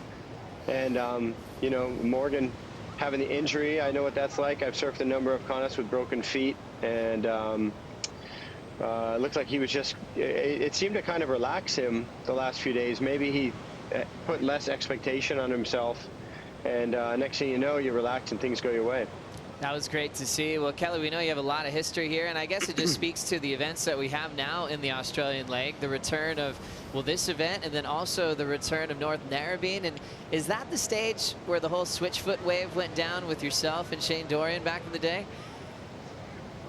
It is. So no American, I don't know if any Americans had really surfed the Pro Junior up to that time. It was run by Hot Butter, Terry Fitzgerald. And Shane and I both came over, and I think Ross surfed it that year, but Shane and I made the final. And as a celebration, we decided, we said, let's both go goofy foot on our first waves. And hold on, we'll watch this wave and we'll get back to that. Loving this story with Kelly. This is Italo just checking that one up and out real quick. Okay, so that was an idea saying, hey, we're two good friends, we're in the final, let's go. Yeah, and you know, we didn't understand the sensitivities around it. We just thought it was all good, and about a little while after the heat was over, everyone was kind of, there was these rumblings that we were poking fun at the Aussies or something. It had nothing to do with that. It was really just a celebration between Shane and I, and we actually kept it going for many years, where we surfed a number of heats switchfoot for the first wave. And Kelly, you know, going back all the way to 1992 when you won that Pro Junior, in your wildest dreams, so thinking back then in like January 1992, did you think that you could be crowned world champion that year, at the end of that year? I don't know. That was such a big, lofty goal for me at that time. But once I started, you know, I didn't surf well at all at Bell's. I actually got 31st place. We did a thing that year where the top 48 would get 1 through 48, and we were trying it out. And we did that at the Coke Classic and at Bell's. At Bell's being my first event. And then when I made the final at the Coke event, and I didn't even feel like I had a very good contest, it started to kind of flash on me then that maybe I could win this thing. And you know, Shane Herring and I had a really great run that year, and Shane Powell was traveling with us, and most of my buddies from back in the States weren't on tour yet at that time, so I was kind of hanging with the Aussie guys and running around the world, and we just kind of fed off each other, and it all came together. And Kelly, I know this is a big question, but wait a minute, we might see Italo here. This could be an interesting ride, Joe. There he is. Yeah, that's right. Rolling in with Italo. Remember, still needs a score. Silva's got the lead here. So frontside wrap, Italo. Nice little slash into the pocket and crushes that finish in that shallow end. He's got David Silva heading on the right now. Silva with a carve back into the pocket. Nice drive off the bottom. Big vertical finish for Silva, who's showing up in his first quarterfinal of his career on the championship tour. So it looks like Silva's going to improve for sure, because he had a 1.13, and Ferreira will be getting rid of a 2.7. Big exchange there, Rabbit. It was, and we actually don't know what David Silva did at the beginning of that ride, but he certainly celebrated it at the end, or else it was the big appeal. as we'll take this one from out the back. This is what Silva did on the very first section. Yeah, he got a nice move in, and this is where we picked it up. So pretty solid finish, just solid. And a big hammer to finish. Wow, solid performance from Silva, knowing he has his hands full with Italo Ferreira. Kelly, you know, Silva's into his second season full-time on the top 34. Have you seen a lot of his surfing, and what do you like about it? Well, he's got that strong backhand off the top, and I've seen a lot of those turns right there. That kind of reminds me of Morgan's wave the other day against John. He get a 9, 8 or a 9, and he kind of got the first turn, and then the second one wasn't great, and then the third turn was big, and they like that big finish. I find this is a little bit odd that Italo is surfing this left. It really doesn't look like it offers much, and he's probably looking for that air finish, but you know, considering he doesn't have a score in the bag yet, he's kind of just trying to get something on the board. We love the breakdown. We love the catch-up with Kelly. Kelly, we're just going to take a quick break. We're going to continue with this heat and continue the conversation with the greatest of all time. Silva leads over the reigning world champ. We'll be right back after this.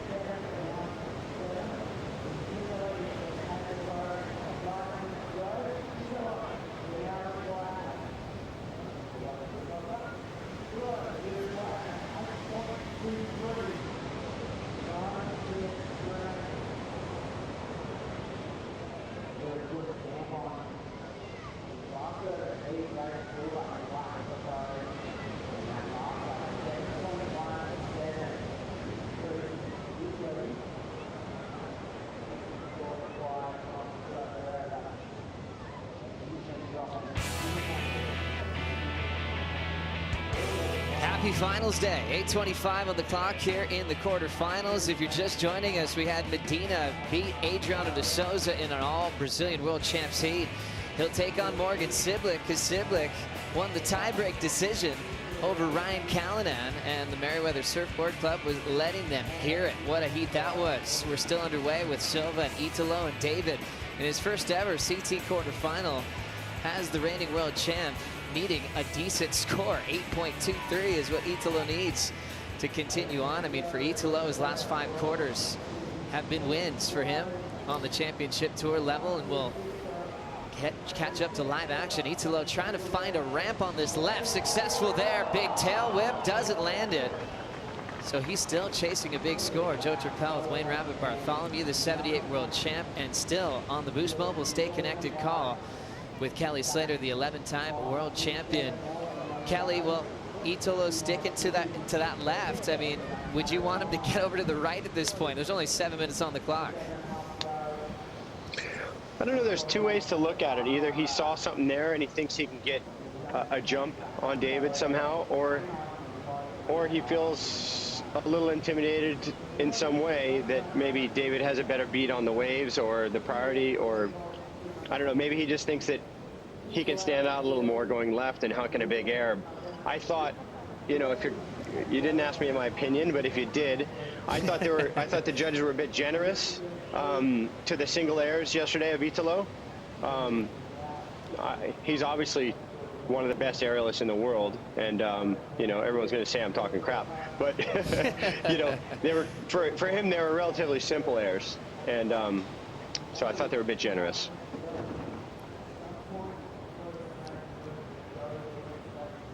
Still 6:25 on the clock here in the quarterfinals as we're enjoying our conversation with Rabbit and also Kelly on the Boost Mobile Stay Connected call. And Kelly just breaking down the scores and the formula that we're all digesting here at Newcastle. We'll get the roll in now live with Italo Ferreira. Frontside wrap and looking for another section to fly. Has the speed. There's a big full rotation that he was looking for. Well read with all that speed in the world. He'll be right back in there, Kelly. Yeah, well, that's to me that's better than the airs he did yesterday. and maybe that's what he was seeing from the beach. And you know, the tough thing about that is you're landing in the flats, you're landing way at the bottom of the wave, and there's a big explosion, so you got to just grease that landing, and that shows Italo's dominance right there. That's his thing, you know, that's where he stands out from people. So that's probably what he was looking for there, and perfectly executed. And with now 10 waves, Rabbit, he's probably thinking, hey, if I just keep rolling the dice over here, at some point I'll get the section I'm looking for. Yeah, well, he seems impervious to pressure, but he has had a couple of falls in this quarterfinal, and David Silva's, you know, really laid down the gauntlet. So Italo, he needs to score in either the excellent range right here or do it in 2. Numbers locking in. That was crazy looking from there. Huge. It's an 8.5. Yeah, that drone shot from above, you can really see how lofty that is. Sometimes from the front, you don't see because you only see if the guy gets up above the lip or not. But when you're on that drone shot, you can see he cleared out into the flats as well. So, and he covered a lot of ground from takeoff to finish. You know, he probably covered 10 or 12 feet across in that air. So it's pretty sick. I don't know, is he pointing at me, Joe? I think he I said something? Yeah, he's like, hey, how'd you like that one? Looks like he's got another one. He's fired up and goes for the big alley-oop. Italo almost gets it in the flats. Yeah, that was a tough rotation right there. I mean, quickly, Kelly, I mean, we're seeing amazing heat underway. Italo, a big air. I just want to get your reaction on Carissa Moore's air yesterday as well. Yeah, it was super cool. I loved how she surprised herself. I think that's what made it so great. Is you know, she didn't maybe get the rotation as far as she wanted, but she was in a good position, a good stable position, had the rail, and then just the way she landed so perfectly for how much she did rotate that her board was going to stick under her when she flipped back around, and I thought it was really cool. What a great moment in surfing history. Carissa into the semifinals. That will be later on today. Well, we always have so much to catch up with you on, Kelly. You know, being 11-time world champ, I love how you told the story of that first world title and how that format was different. We've been asking all the world champs on the couch here about the WSL Rip Curl Finals. That'll be at Lower Trestles in September, where the final 5 have a surf-off. What has been your opinion on what will happen this September? It's funny because we're so used to having Pipeline as the finishing event, and in our minds we remember those amazing years. People forget that we finished at Aukai one time when it was head high on the sets, and they forget that we finished running into off the wall on a small north swell. And you know, there's been years where Pipeline's not very interesting at all. And Trestles, in my opinion, is one of the most high performance waves in the world. So I think when it comes right down to it, you're gonna see not the big scary barrels, but you're gonna see the high performance stuff, and that's what's going to determine the world champ this year. And yeah, that's a different kind of way to look at it. I think there's always going to be questions about, you know, what if somebody's super far in the lead? Is that fair? And I don't know exactly how that final 5 plays out. I've pitched the idea of there being weighted points for how far you might be ahead and that kind of stuff. But you know, I'm kind of talking above my pay grade here because I don't really know how it's going to play out in those final few heats. But I think the surfing's going to be there. September's a great time of year, and it could be classic conditions. Oh, we're looking forward to a top 5 scenario. We've been trying to make our predictions early, and there's so many great topics that come up. Who could come from 5th and have the energy to surf through all those heats to become a world champion on that day? I mean, those kind of names like Philippe Toledo comes right in my mind as a guy that could steal the show on that last day of the year.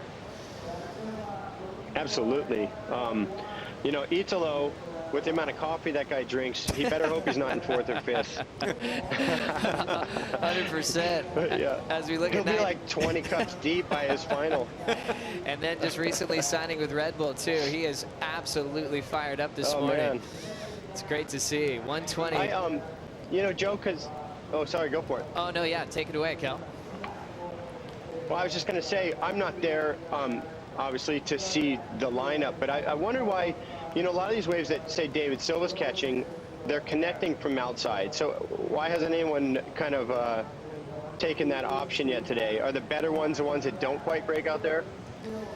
Well, on that one, Kelly, I'm the same. I'm really waiting for like a coach or someone to kind of take that initiative and go outside, because there is quite a lot of waves that have just got that finger of whitewater and power that are connecting through. We do think as the tide runs off this bank here, the shore break section gets kind of weak, and we are anticipating finishing. I believe we'll finish in the finals on the outside. It's it's been the risk too of who's going to sit out there, and that worked out for Adriano against Julian yesterday, where he committed and sat out there and got his keeper from out the back. So that's been that interesting situation when they decide to sit out there, as we watch the last De Souza as he had the lead for the majority of the matchup. Once Italo found a big air section, he found himself in trouble, chasing a 5.51, but still a great performance from David Silva in his first quarter on the championship tour. We're going to dive into the Harvey Norman recap and also try to hang on to Kelly and the Boost Mobile Stay Connected call through the next heat as well. You got time for that, Kelly? Yeah, for sure. I'm going to watch anyway, so that'd be great. Okay. I got some old stories from Newcastle and Narrabeen, so. Oh, that'll be on time. Here we go. Excellent. Harvey Norman recap. This was the interesting situation, Rabbit. We had Italo commit to the left, but he didn't get the big scores out of the gates. He had to really catch a lot of waves to finally find that section. Oh, he came on late. I mean, Italo for the first time was really under the gun here. He was falling on a few. David Silva got that 7-1-7. There it is there, and that put him in a fairly solid lead. You know, Italo, of course, having this in your back pocket, being able to pull out an 8.5 on one wave, on basically one maneuver. But as Kelly said, Kelly gave it full credit. Massive punt, 8.5. Look at the extension and the travel time. Such a perfect landing as well. And we saw how fired up he was to finally connect with that amazing rotation. He's done a lot of backhand versions, and the forehand one is just as lethal. Once again, Italo successful in making another big quarterfinal into the semifinals here at the Rip Curl Newcastle Cup, presented by Corona, and Silva will be moving up dramatically on the rankings, heading into Narrabeen. Everyone watching out there on YouTube, please go to worldsurfleague.com and enjoy the quarterfinals, the semis, and the finals here on Finals Day. A lot of action to come with Conor Coffin taking on Felipe Toledo coming up next.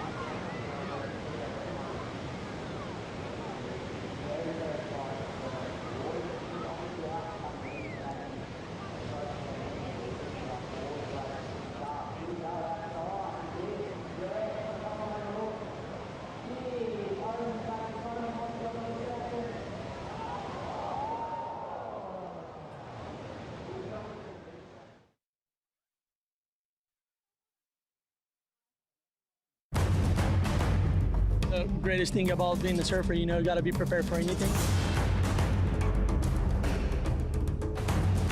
Just make sure you get on something at the end to give you a shot at getting that score.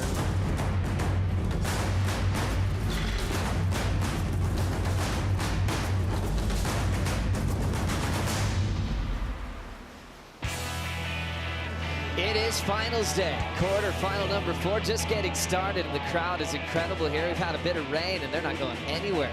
They're going to watch this heat from start to finish. Conor Coffin taking on Philippe Toledo for a spot in semifinal number 2, which would be a classic against Italo Ferreira, who just won the last heat.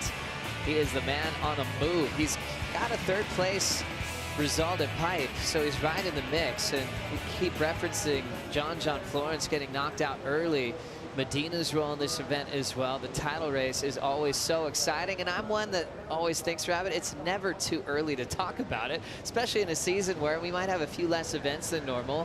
Every heat is so important. Every moment where a world champ goes down early or a rankings leader, it really is a big deal. It's stop number 2 these days. Well, there's never been a season like it, Joe. I mean, for so many reasons that we all know, but there's a lot of things that we don't know as well. For example, you know, how many events do they throw away, if any?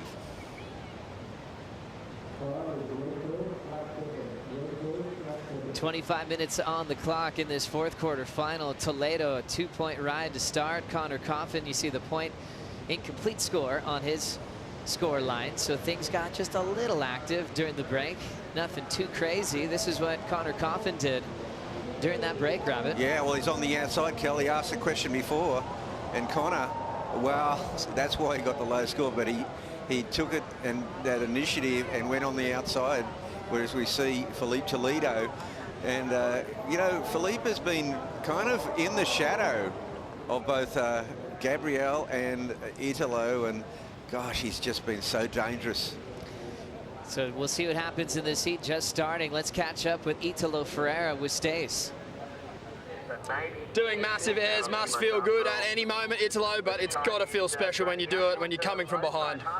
Oh yeah, that was a hot heat for sure, and I had a chance to get a good score in the first wave, but I feel my board was too small to this condition. There was a lot of white water there, and on the land of there, it's kind of tricky, but I had 8 points on the left, and that was good for sure. And that was different approach the other day, you know, like on the right, you know, but same, big airs and big turns, and yeah, I hope he can do the rest of the event. For sure. I love what you're saying there about big turns. With the tide now going out the back, starting to look pretty fun. Do you see yourself out there at any moment during this event?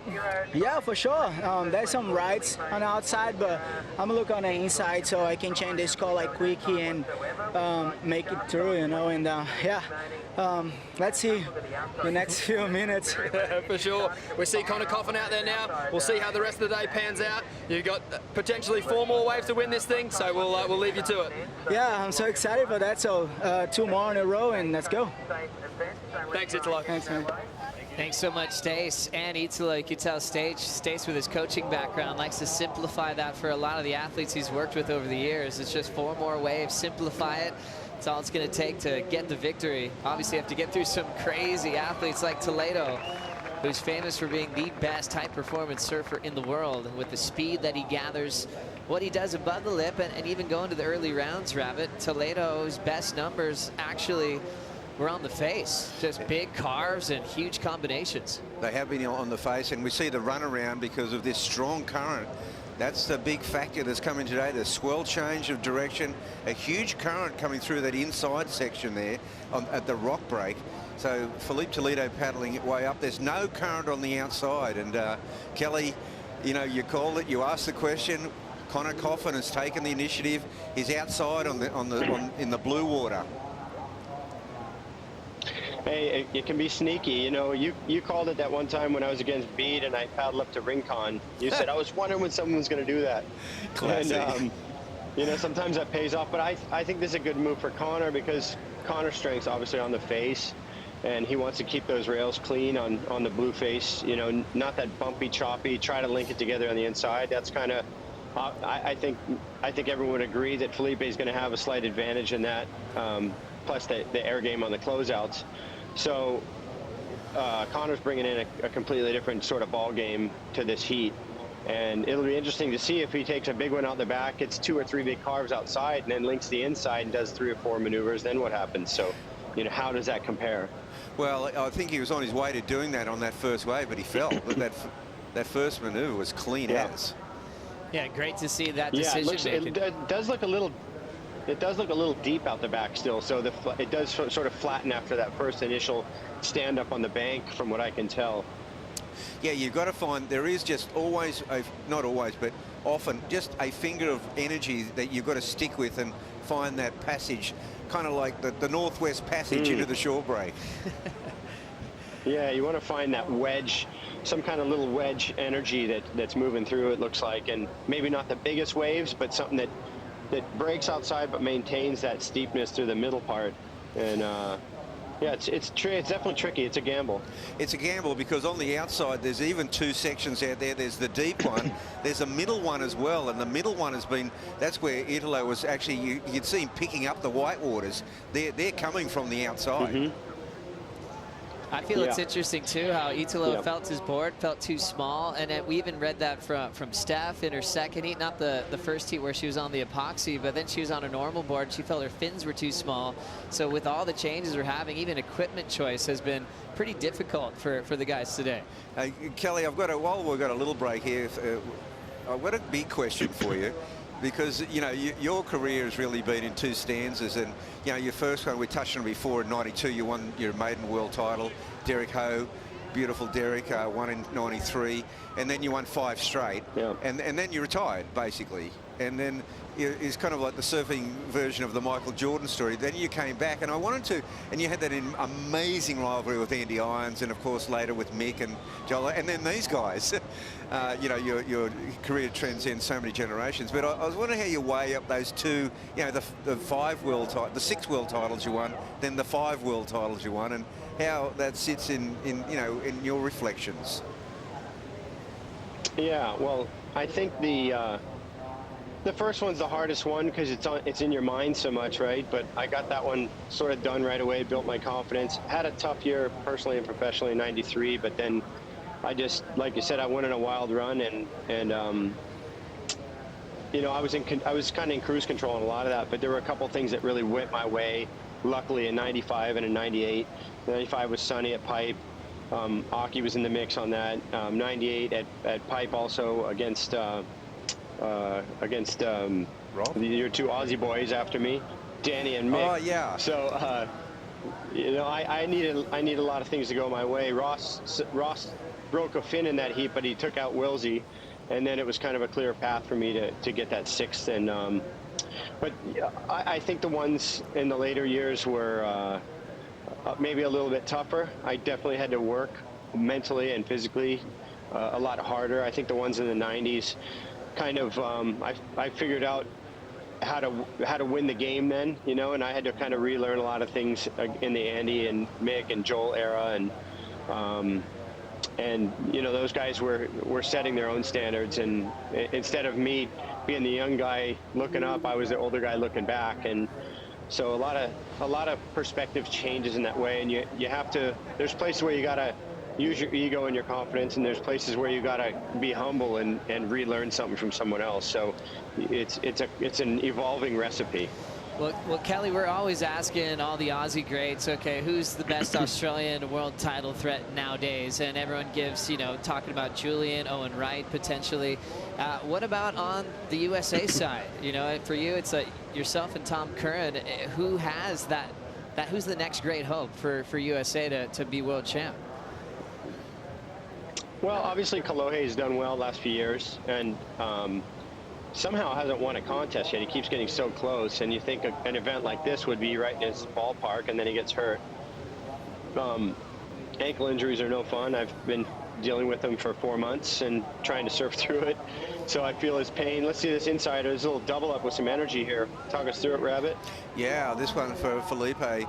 You know, he's just been surfing, not conservatively, but he hasn't been really going to the area as much in this tournament, Kelly. Again there, and he's just been really relying on that rail game, and it's really paid off. And as I said before, he's kind of been the forgotten man in a way. You know, he's so dangerous, but Italo and Gabrielle have had the headlines. If I'm him, I'm letting him take it, and I'm just doing my thing. And I think that's good for Felipe. You know, he's going to have a little bit of something to prove. He didn't make the World Olympic team for Brazil. And he's probably, in a lot of people's eyes, kind of fallen off the mark just because he hasn't been as visible. lately, but the surfing is always there, and nobody wants to surf against this guy in small waves. And that goes for Italo and Gabriel. Those guys don't want to surf against him either. But yeah, right here, just kind of playing the conservative route, and he's got 2 scores on the board now, and Conor's probably sitting out there going, have I done the right thing here? It is a gamble. It certainly is a gamble, but I think you nailed it before, where Conor weighed up that rock break and said, I don't think I can nail him on this one, so I've got to go the big game. Yeah, I mean, what if he finds a big double up and it barrels out the back, and all of a sudden he's got the best score of the heat and he needs a 5? Then does he sit out the back or come back in? So it's an interesting. I like it. It's a tale of 2 cities here for sure. Oh, what a classic. Toledo still out front. Conor trying to find his way in this 4th quarterfinal heat as we hit about the halfway mark. Kelly, I can't thank you enough for calling in and spending some time with us today on finals day. And man, I can't wait to see you surfing the way you want to, hopefully very soon. Thanks, Joe. Before I head out, I was going to give you a little. The first year I came into Australia and surfed the contest, I was hanging out with my old roommate Stuart Cooper, who's in Avalon. So Stretch, be online. Hi to you and the family, and to Bernasconi and Stu Bedford Brown, all my boys up on the northern beaches there. But Stretch would come with me to all my contests, and we had just bought an apartment right at the Pro Junior. We found it and we bought it by the time I was on tour. And I came home from Bell's that year, and we moved in the apartment, and we had no furniture, so the theme became surfing for furniture. And the first contest I did that at was at Newcastle, and that became kind of the marching orders. Here we go. A big hack from Conor Coffin on a meaty section. That is exactly what he was looking for out the back. And remember, he fell on his first wave. That's his first score of substance to catch up with Philippe Toledo. And Kelly, just to follow up on that, I mean, what did the living room look like after your result in Newcastle? Yeah, we just started buying beds and couches and stuff, but it was just this sort of motivation, because, a young guy traveling around on tour and, with a new buddy who's we're getting to know each other and just having fun. And it took a lot of the pressure off, because I was coming in with a lot of fanfare and stuff, and it probably helped distract me from that a little bit, just to lighten the load and have a good time. So I really enjoyed those early years, and Newcastle has been good to me. I actually got second to Damien Hardman that year, and I surfed the event a few times. I think I won it in 2004. Surfed the Snickers Pro down in Maroubra, and then came up and surfed the Newcastle event, and kind of went back to back on some QS events that year. But yeah, a lot of good memories up there. Love seeing MR. Obviously, Hoyo and the boys are always around. Good to see Luke on the webcast this year as well. I was just watching some of those highlights of Luke the other day and just thinking he was probably one of the most underrated guys on tour ever. And great to see Luke in there with his take on things. Oh, it's been awesome. We love the stories, Kelly, and yeah, we're missing you big time, and we will definitely be ringing you a lot more throughout this Australian leg for sure. Awesome. Yeah, I'm missing Australia, and so hi to all my friends up on the Goldie too, all the Munros and everybody, and yeah, enjoying watching the contest. I'm a little jealous. It's fun watching from afar and seeing everybody, and love catching up. But thank you guys for having me, and good luck to everybody.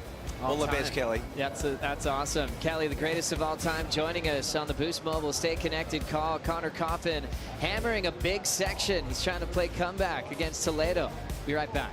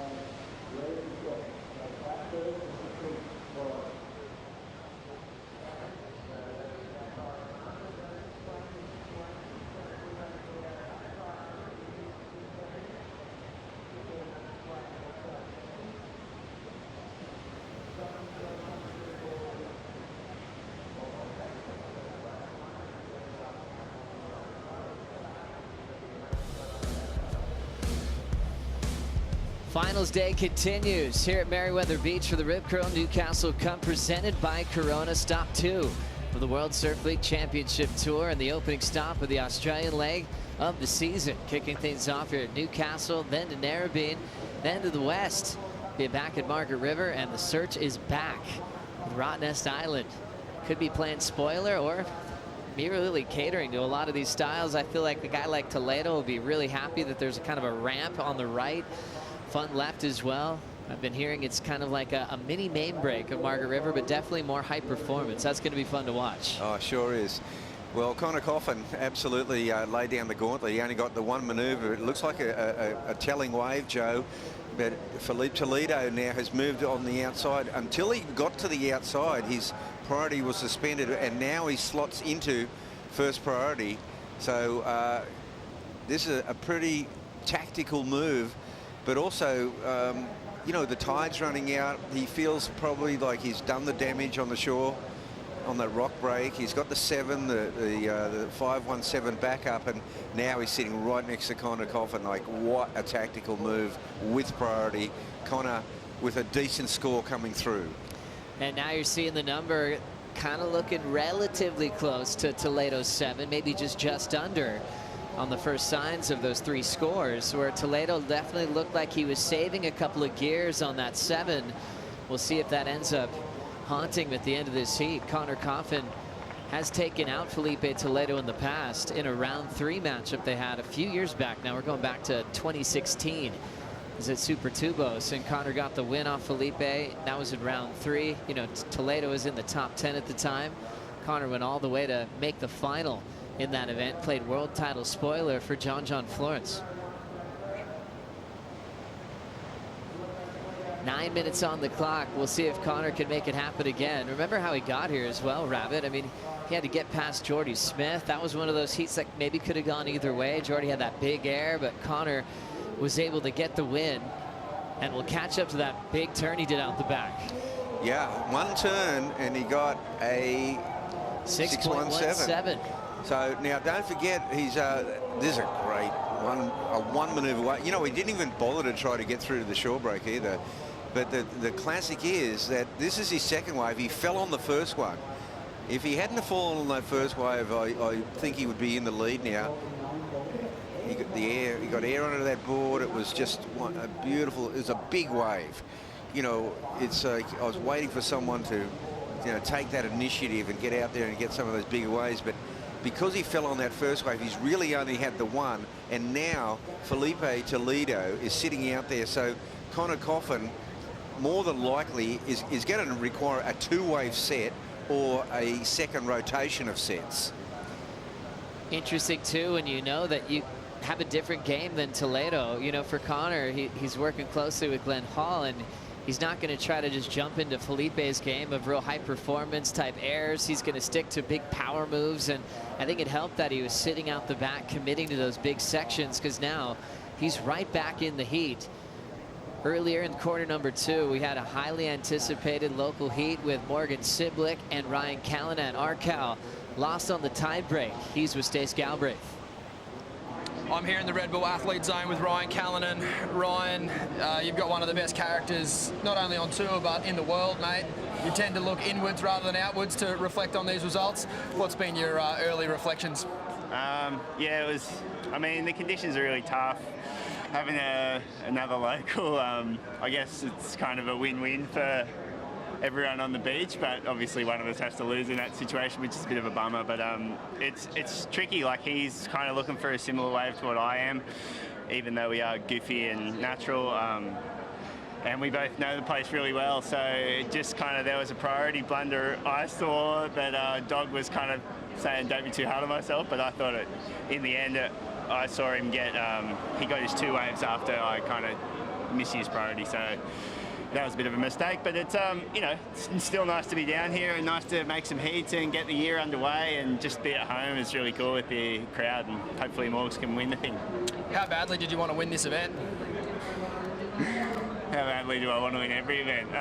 It's like this one especially, you know, it's one of those ones that, because it's at home, it just, there's a lot like everything feels exaggerated. The heat winds feel like you've won the comp and everything like that. So, you know, I try to take the pressure off myself here, which kind of everyone else compounds, and it feels like it builds up. But this one would have been special. Any event win would be special, but just to be at home, I think you put a lot more effort in, and yeah, it would have been one of a kind. For sure. I hope you can use this result, build a bit of fire, going into Narrabeen, and we'll see how you go down there. Yeah, thanks for your time, Ryan. Thank you. What an all-star of a human being, Ryan Callanan. What an incredible addition to the championship tour. He gets better each and every year, but also to walk away from a heat like that, I mean, that has to be devastating, Bugs. I mean, there's a reaction on the beach, and you can actually take that to the judging panel. When it is a tie-break, there's judges up there that have you winning. It's that close. Sometimes those heats are the hardest to walk away from. Like, that was just such a nail-biter, and he got that wave right at the end. It was a 0.01, 1/100th of a point is what he needed more. Now, when they went back to the tie-break, it was actually 0.2 of a point difference, the 5-7 to the 5-5.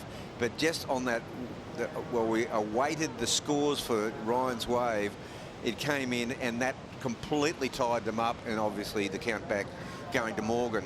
But look, there's you know, it was just two locals, not a struck match between them, and there had to be a winner and loser, but they kind of both won. But look at how this is real drama in the water, because Philippe Toledo is going to try and starve him, and the thing about this is it's cat and mouse. Conor has somehow got to get away from him. I don't know how you'd shake him, but there's only been these one-off waves. The tide's not quite out enough yet for multiple waves to break out there. There's just these one-off beauties. They're gems. And Conor, he fell on one. That is a telling blow right now. 4:15 to go. Conor just trying to get some space. The thing is that 4 minutes sounds like enough time to have, you know, Felipe to make a decision with priority. But they're right shoulder to shoulder. Coffin definitely changed things with a one maneuver, 6.17 to get right in the mix. And then there's the other element. If there is two waves, like Conor's going to go for the first wave. He's got to go for the first wave to make sure Philippe takes it. And they're still going back and forth. Rabbit Conor paddling one direction, back the other. Felipe shadowing him. Yep, this is the story right here. And he needs two waves. But even then, Conor's going to have to go the first wave to make sure Felipe takes it, and then hope that he's still in position for the second wave. So big drama in this quarterfinal as Toledo tries to join Italo in the semifinals. Conor excited to be on a roll at this event, and he needed a huge result at stop 2. Got a 33rd at pipe, so he'll be changing dramatically on the leaderboard. Well, here's a big peak difference in points between quarters and semifinals. Decision time, Rabbit. That one's going to roll through. Down to 3 minutes. Yeah, gosh, and he doesn't need, you know, massive score. This can be that frustrating period of time if you are the Conor Coffin, knowing you just got yourself back in the heat and you just can't find any room. But it also, you know, the surfers in the next heats, you know, the women's semi-finals, they're watching this. They're going, okay, is it worth the risk? You know, now the thing is, if Conor hadn't have fallen on that first wave, he'd have 2 scores under his belt. And you know, as Stace said, you know, you only need the 2. And if you take the outside option, that's all you might get. Conor's hoping that it doesn't come down to review of that first fall on the outcome of this heat. He's hoping he gets another shot with 2:15 to go. As you mentioned, semifinals coming up next. Isabella Nichols will be taking on Keely Andrew, as the rankings have completely been flipped upside down on the women's side. The highest ranked surfer, Carissa Moore, will have Caroline Marks in that second heat, as we're down to 1:55. And some movement on the outside. And now here comes a proper decent set. I see 2 waves. The problem is that the second wave, and I don't think they're in position to get this one. It's going to be the second wave. Conor's trying to move into position. There's more. There are more sets. He just wants Toledo to use his priority to give himself a shot with some time on the clock. So Conor's going to try to get this wave. It's up to Felipe if he wants it. Toledo's going to roll in using priority. Yeah. Driving down the line, trying to improve on a 5.17. First turn, a beautiful frontside arc. Yep, and he's looking to see where the passage is. There's a nice solid bit of white water here. I think this one's going through, Joe. He could have this double up. Toledo's got the lip line. Vertical hack there for Toledo. Oh, well read. Well, he got the two big moves in, but more importantly, he got the wave. Now, there was a little bit more movement on the horizon. I'm wondering if there'll be one more chance for Conor Coffin. Oh, 46 seconds remaining. Now with 45 seconds to go, everyone watching on YouTube, you can watch the semifinals and finals on worldsurfleague.com. Semifinals for the women kick off in 30 seconds. Toledo 7.517, waiting for scores of his last to see if he did improve on that total out front. Conor was chasing at least a 6.01. We'll see if that changes. Well, looks like both girls are going to the outside too. And look at this here with 15 seconds remaining. He's paddling out. He's going to get this wave. He'll have time. He is motoring onto this wave. Joe. Conor on the buzzer, seeing if he can turn this heat. First turn, nice tight jam off the lip. Big hack there for Conor on the second effort. He needs something solid on the inside double up. Scores still haven't come in from Felipe's last, so he's not even sure what he's looking for. He's just got to stay on his feet and explode on this inside wall. Toledo in his viewpoint on the inside. Conor has the whitewater to work with and finishes strong on the inside. Well, he got two outside moves. This is going to come down to it. A great exchange. There was time. 8 seconds remaining on the clock when he got this wave, Joe. Well, total composure first off for Conor. You know, after the fall, recovered to one major hack that got him back in this with the 6.17, and then getting priority with 10 seconds and not to totally have a melt is such a huge statement to his athleticism, mentally, physically, to surf that thing all the way to the beach. Well, that heat was a game changer. Let's now dive into the last exchange on the Harvey Norman recap. This was when Felipe used priority. We still haven't seen this number yet, but he surfed it quite well. Oh, he sure did, and he connected well, and so that's a good finish to that wave as well. He kind of peters out, but he got the he done the damage. Now this is the interesting wave, Joe. This was the final wave for Conor. As you mentioned, 2 turns out the back. Was able to use the lip well and then a beautiful carve. Did he give us more than Felipe's previous? I believe he did. I believe he gave us more on the outside. And had to stay on his feet. The inside section wasn't one of those real hollow ones, but he did hit it quite hard. Yeah, and he just finished it up and put a little bow on this.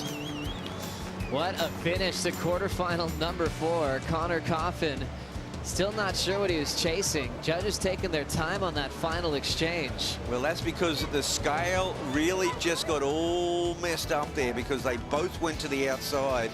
And we saw Conor's first wave on the outside, his first scoring ride, set the scale. We love in these heats.